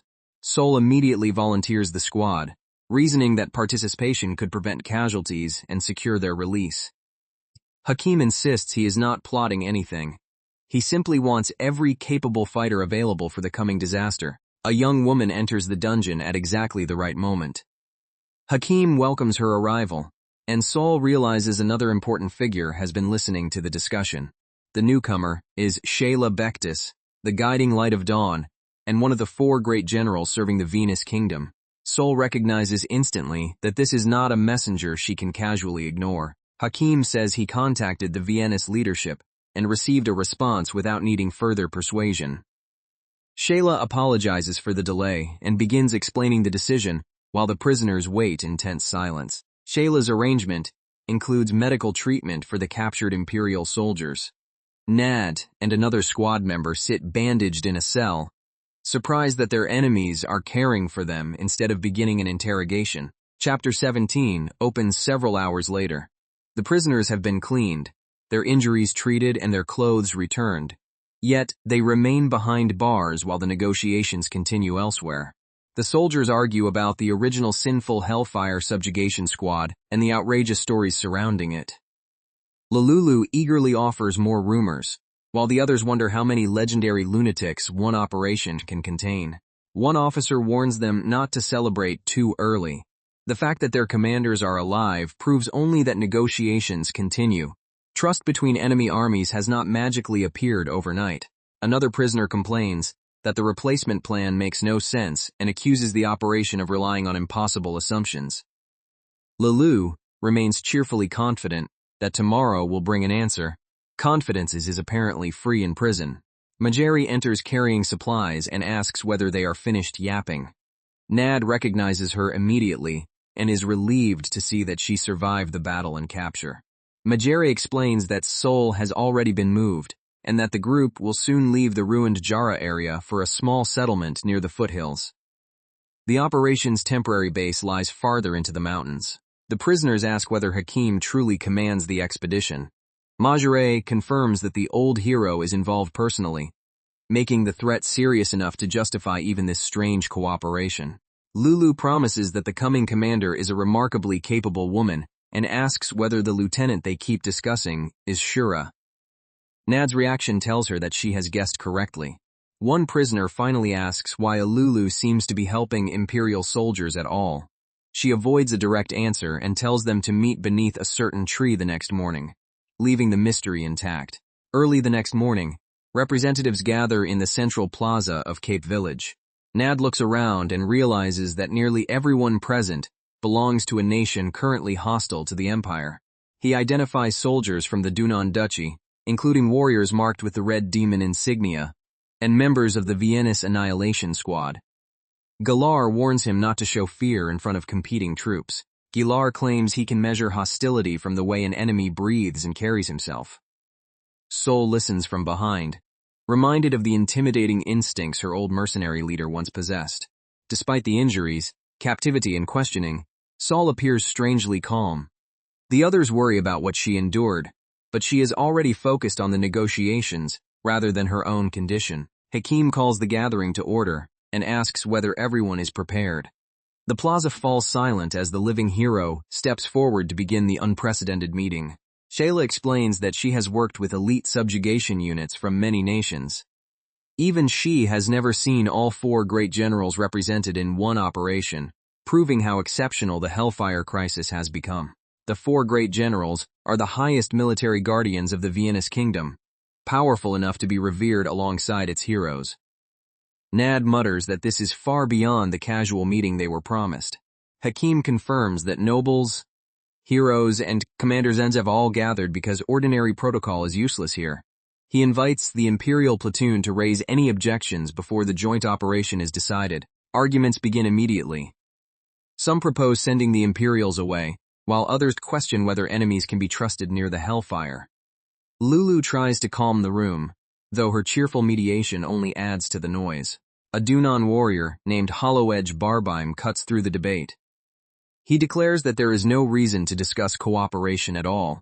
The Imperial soldiers should simply be eliminated. Barbeim argues that only the Dunan Duchy and the Empire are direct enemies, so his nation gains nothing by protecting Imperial troops. For him, mercy would mean reducing every prisoner to ash. Saul asks why they are wasting time if execution is truly the decision. The young warrior laughs and agrees that killing them quickly would be simpler, while Lululu nervously tries to stop the conversation from becoming a massacre. Barbeim orders the Imperials lined up without gaps, and threatens to cut off every head. The prisoners tense, realizing that one push from the surrounding troops could decide their fate immediately. Saul raises a hand and asks to speak. She introduces herself as the platoon's leaders, forcing Barbeim to address her directly. rather than treating the captured soldiers as nameless enemies. Barbeam asks what value Imperial soldiers could possibly offer a coalition built to destroy the Hellfire. Sol answers with 2 words: military strength. She proposes that the coalition use her platoon as pieces on the battlefield. In exchange for their return, the Imperials will cooperate fully in the subjugation and accept the risks assigned to them. The other delegates object that rebels could betray them at any time. Sol answers that trust is unnecessary if the coalition possesses a reliable means of forcing obedience. Shayla reveals the Imperial Seal of Obedience, a curse that compels the marked person to follow its master's commands. Breaking the covenant would condemn the victim's soul to vanish, making betrayal nearly impossible. Majire observes that the seal removes the need for trust but also strips the Imperials of freedom. It is a terrible bargain, yet currently the only card that gives their lives measurable value. Barbeam begins accepting the arrangement, saying the meeting has reached its obvious conclusion. Just as everyone prepares to move on, another voice interrupts with a sharp command to wait. Majire argues that the seal may answer fears of betrayal, but it does not prove the Imperial platoon's value. Hakim agrees. Those unwilling to accept Sol's words must be shown evidence they cannot dismiss. Hakim invokes the Viennese law of meritocracy and orders the Imperials to demonstrate their worth through strength. If they want to place the operation, speeches alone will not earn it. He proposes a mock battle to measure pure physical ability. Magic will be forbidden, leaving skill, discipline, and raw combat strength as the only standards. The representatives decide that one fighter from the Imperial platoon will face one from the Annihilation Force. The result will determine whether Sol's soldiers are accepted into the Hellfire operation. Hakim grants Sol the right to choose her opponent. She scans the assembled warriors, then points decisively toward one particular woman. Shayla realizes Sol has selected her and looks genuinely surprised. Sol answers with an eager smile, apparently delighted to challenge one of Viennese's greatest commanders.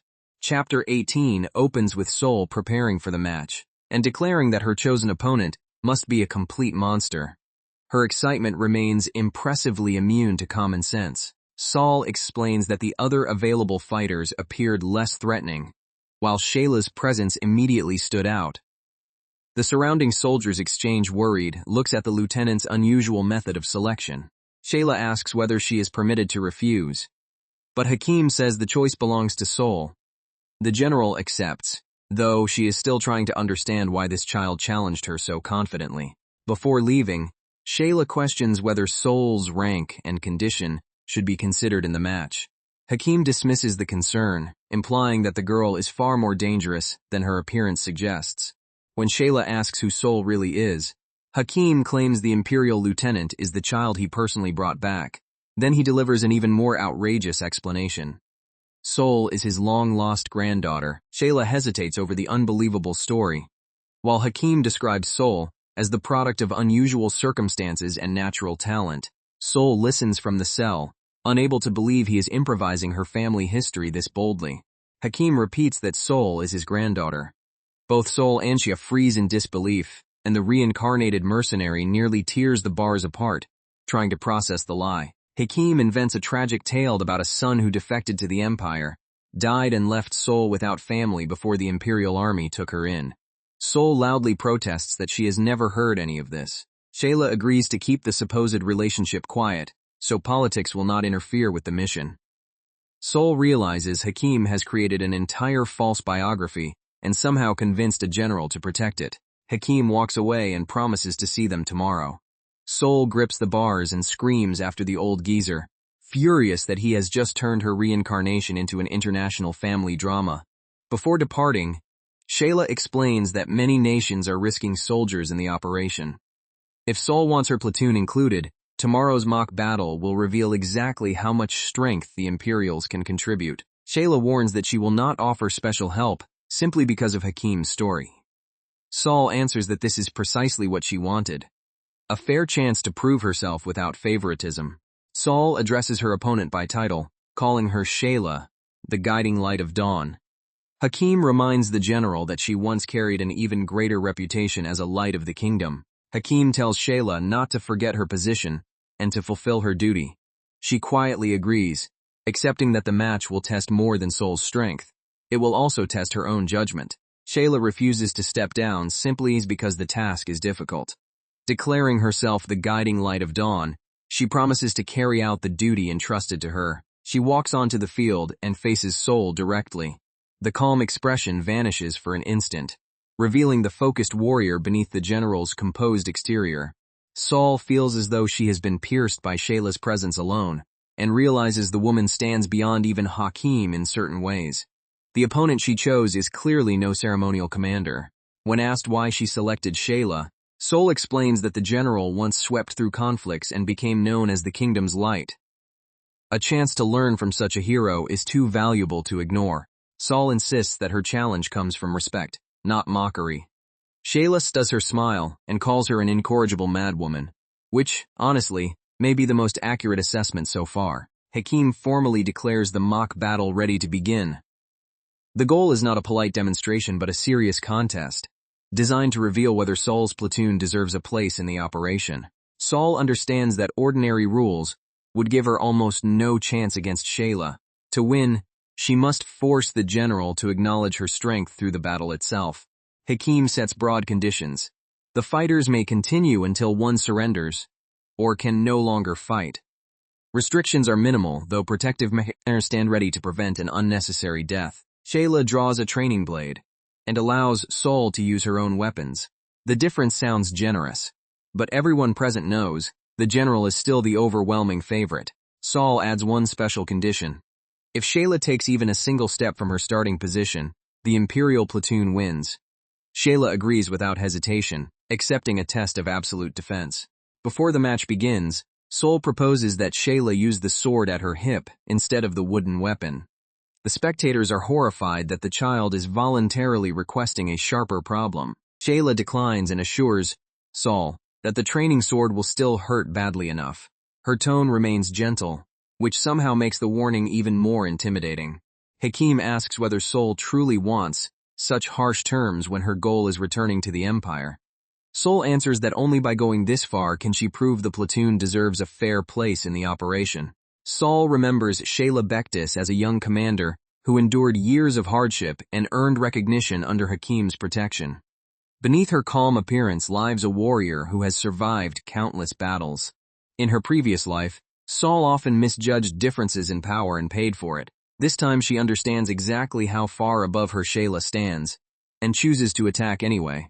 For Sol, the match is not about looking impressive but receiving an honest warrior's judgment. She apologizes for the trouble, confirms there are no further objections, and prepares to fight. Hakim signals the start. Shayla remains perfectly still while Sol lowers her stance, grips her blade, and launches forward with everything she has. Shayla meets the charge with a circular sweep, controlling the space around her without moving her feet. Sol searches for a gap, but the training blade covers every line of approach. The sword flashes towards Sol's face, and she twists aside at the last moment. Even a glancing strike sends through her body, proving how much force Shayla can generate without taking a step. Sol attacks again from several angles, changing height and direction with each pass. Shayla turns each attempt aside from the same position, her defense looking almost effortless. Shayla finally responds to Sol's enthusiasm with a confident smile and tells her to bring it on. The mock battle shifts from examination to genuine contest as both fighters acknowledge the other's resolve. Chapter 19 begins with Sol cycling through several mercenary sword styles in rapid succession. Each stance changes her speed and angle, but Shayla remains planted at the center of the field.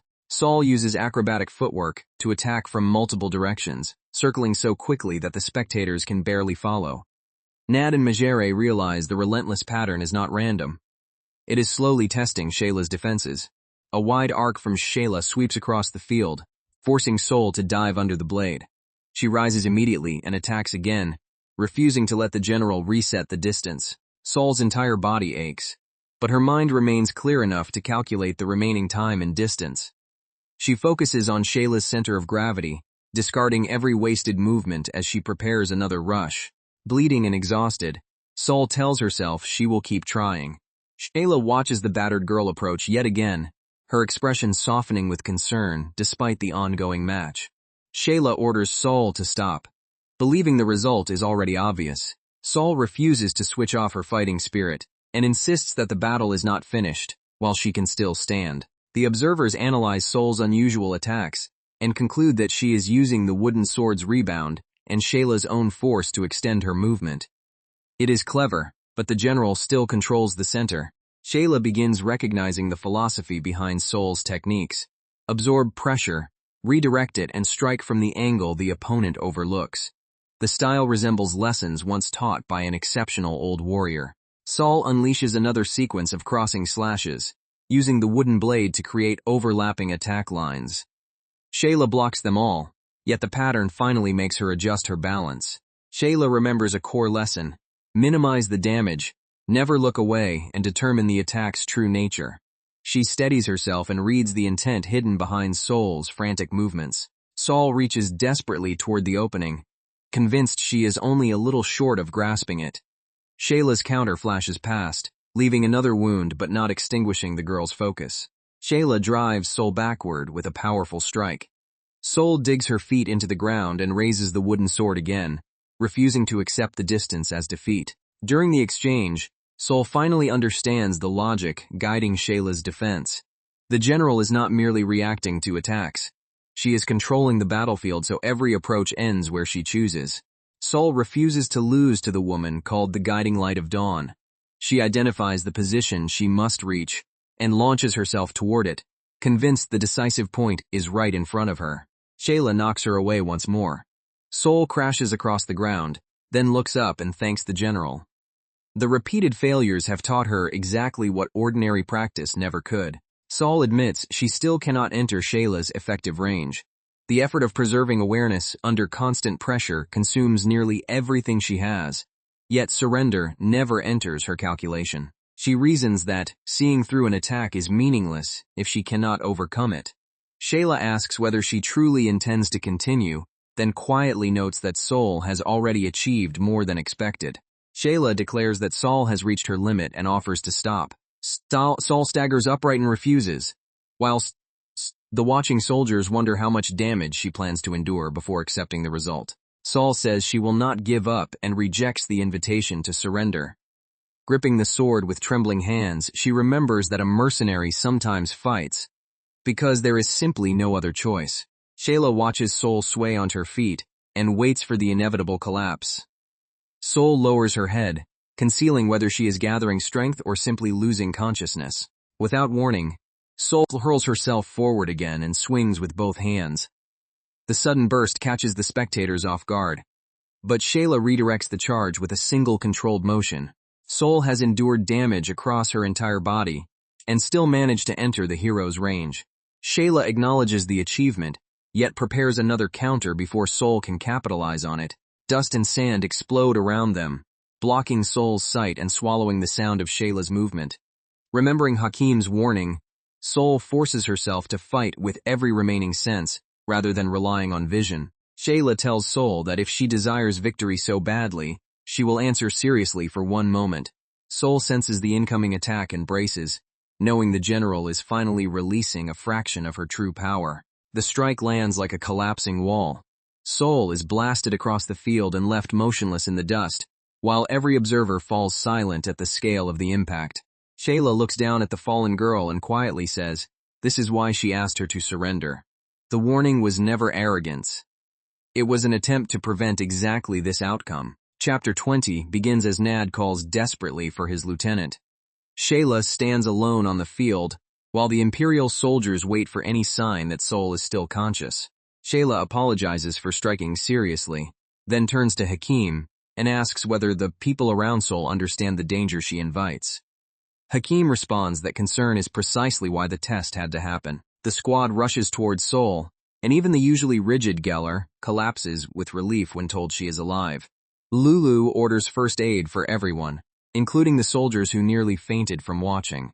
Majere comments that the surrounding heroes are frightening enough without Sol provoking them. Nearby, Sol barely hears the conversation as pain and dizziness make her head feel as though it is floating. She can still make out fragments of armor and movement, but her vision blurs like wet paint. Her body refuses to respond, leaving her uncertain whether anything remains that she can move. Shayla raises her sword and says she will handle the rest. Hakim watches in silence as the general prepares to formally end the match. Through the haze, Saul recognizes a voice that overlaps with the strongest warrior she once encountered in another life. She refuses to accept a judgment based only on her small body and apparent weakness. Saul reminds herself that she will become a hero even if her form has changed. Pride and conviction survived reincarnation, and surrendering obediently now would make that entire resolve meaningless. Shayla tells the Imperial soldiers that the battle is over and asks them to take Sol back. Sol hears the words and decides she has one final action left. However badly it damages her. At the exact moment Shayla relaxes, Sol's hand moves. She releases the last fragment of strength she has been hiding and attacks from the ground. The sudden strike tears through the earth and shocks everyone watching. Shayla turns in surprise as Sol's apparently defeated body surges within reach once more. Sol catches Shayla's leg and roars that she has finally reached her. The grip is weak, but it proves the lieutenant remained conscious long enough to complete her plan. Shayla admits that Sol surprised her and tells her to stop before causing permanent damage. Sol refuses to release the hold, declaring that she will prove her value with this final effort. A sudden rain of shining objects descends across the field. Sol first mistakes them for white moons, then realizes dozens of blades are circling through the air above Shayla. Hakim recognizes the technique and calls out its name as the weapons converge. The display is not part of Sol's attack, but the general's concealed response to the final struggle. A colossal armored form manifests behind Shayla, described as a dragon that tramples wishes. Its presence shakes the field and leaves the gathered soldiers staring upward in disbelief. The summoned armor surrounds Shayla like a living fortress, creating the phenomenon known as armored escape. Hakim stands close enough to witness the transformation without being swept away. Saul wakes enough to notice that Hakim's right arm has been pierced by a sword and asks why he helped her. He insists he only brought the point of contact inside the rules, though the result clearly protected her. Hakim reminds Sol that she demanded no outside assistance, then says her own desperate grip created this outcome. He turns to Lady Bektis, whose reaction during the final instant is now part of the judgment. Saul argues that Shayla panicked and accidentally broke the agreed rules by seizing the blades and counterattacking. Shayla walks away in silence, leaving Hakim to interpret what actually happened. Hakim says the technical violation is not worth worrying about. What matters is that Saul forced a great general to respond instinctively, and that proves the lieutenant's value beyond doubt. Saul asks whether that truly counts when she was knocked unconscious. Hakim explains that Shayla stepped forward at the decisive moment, meaning Sol achieved the objective written into their agreement. Hakim refuses to let rigid rules erase genuine merit. Sol has already accomplished what she needed, and he tells her to stop searching for another excuse to keep fighting. Laughing, Hakim congratulates his old friend on how much she has grown. Then he immediately treats Sol like a child and ruffles her hair, nearly ruining the dignity of the entire speech. Nad rushes over, thanks the gods that Sol survived, and lifts her into his arms. He says that as long as the lieutenant is alive, nothing else matters. Embarrassed, Sol admits she is grateful. Nad carries Sol in an exaggerated princess hold, claiming it resembles an imperial empress's walking technique. Sol protests that there are far more rational ways to transport someone with short legs. Mercenary arrives and asks whether the two are enjoying themselves. She admits she came because she was worried about their commander, though her expression remains as serious as ever. While checking Sol's condition, Mercenary reveals another talent connected to her precise sword control.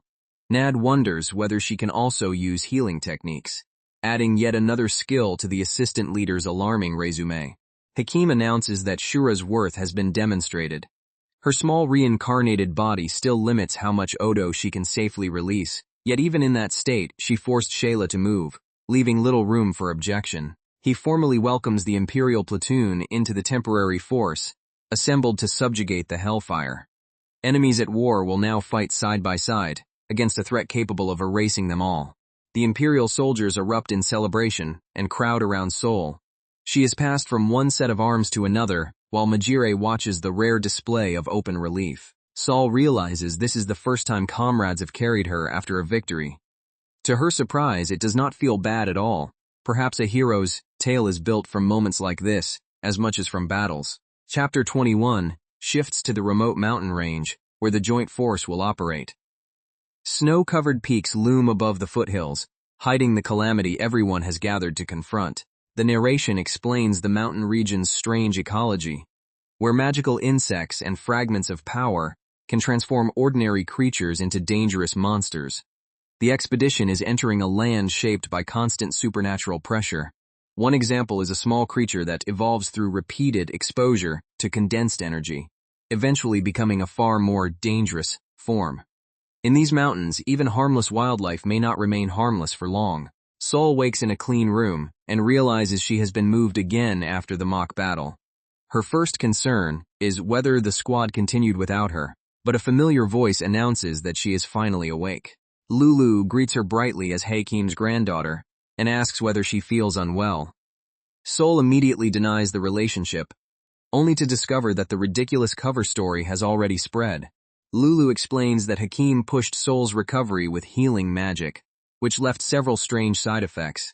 She also repeats the old man's dramatic family story, as though it were unquestionable fact. Sol insists she is not Hakim's grandchild and nearly chokes when Lulu keeps calling him grandpa. Apparently defeating a great general was easier than defeating one enthusiastic rumor. Lulu becomes delighted by the idea that Hakim secretly had such a cute granddaughter. Sol watches helplessly as the woman embraces the story more strongly with every attempted correction. The conversation turns to whether Hakim ever married or hid a family. Lulu treats the mystery like a wonderful romance, while Sol realizes logic has completely abandoned the room. Sol finally introduces herself properly and explains that she leads the Imperial platoon, supporting the Hellfire subjugation. Lulu responds with her own position and welcomes the chance to cooperate. Lulu says the assembled commanders should combine their strengths rather than remain divided by old conflicts. Sol agrees, relieved to discuss the actual mission instead of imaginary grandchildren. Hakim is satisfied that the Joint Extermination Unit now has enough capable fighters, even if several remain uncertain about the arrangement. Lulu claps happily and gathers everyone for the next stage. Sol asks how long she was unconscious and learns that 2 full days have passed. She is shocked that the expedition has been reorganizing while she slept through the preparations. Nad, Majire, and the others arrive to check on her. Nad reports that the unit has been recovering, while Majire dryly asks whether Sol woke on her own or required another miracle. The group is told that departure is approaching and that the remaining commanders are assembling outside. Lulu cheerfully announces that the troublesome little lieutenant has finally awakened. Sol meets more members of the coalition, including veterans who recovered from earlier injuries and officers from other nations. Their first impressions range from curiosity to open doubt about the tiny platoon leader. One commander reports that the prisoners were transported safely and that no additional deaths occurred. He acknowledges Sol's test with Shayla, but warns her not to mistake acceptance for friendship. When Sol casually mentions that her current body is only 8 years old, the surrounding soldiers stare in disbelief. Her battlefield behavior had made nearly everyone assume she was older. The officers discuss how the Imperial platoon fits into the search formation and how much Sol's presence has influenced the coalition's decision. Her value now extends beyond personal combat to the morale of her squad. Several unusual companions and familiars attract attention, leading to another round of awkward introductions. Hakim cuts through the confusion and reminds everyone that appearances matter less than usefulness. Sol makes an effort to socialize with the foreign soldiers before departure. The exchanges are clumsy, but each conversation weakens the hostility that nearly led to her platoon's execution. Lulu asks Sol to call her grandma, then notices the child's immediate embarrassment.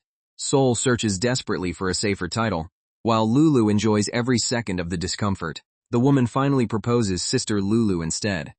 Faced with the alternative of calling her an aunt, accepts the sister title so quickly that Lulu bursts into delighted laughter.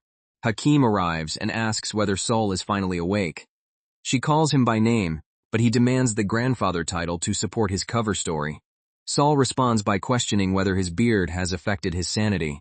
Sol turns serious and asks for details about the coalition and its strategy. Hakim agrees that she deserves the truth, beginning with the history behind the sinful Hellfire subjugation force.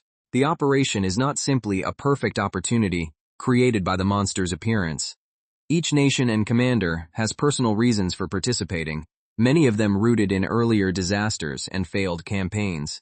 Hakim identifies the coalition's fundamental motive as revenge against extermination. Previous forces were destroyed by the Hellfire, leaving survivors and families determined to prevent the same fate from repeating. He warns Sol that not everyone involved is a heroic child chasing glory. Adults carry grief, political obligations and old grudges, and those motives may shape the operation as strongly as military logic. Hakim says it is time for the unit to move, but adds that Shayla needs to speak with Sol first. The general waits nearby, visibly uncomfortable with the coming conversation. Shayla approaches, after hearing more about Sol and the result of their match. She admits she wanted to end the battle safely, but allowed her own emotions to affect the final exchange. The great general bows deeply and apologizes.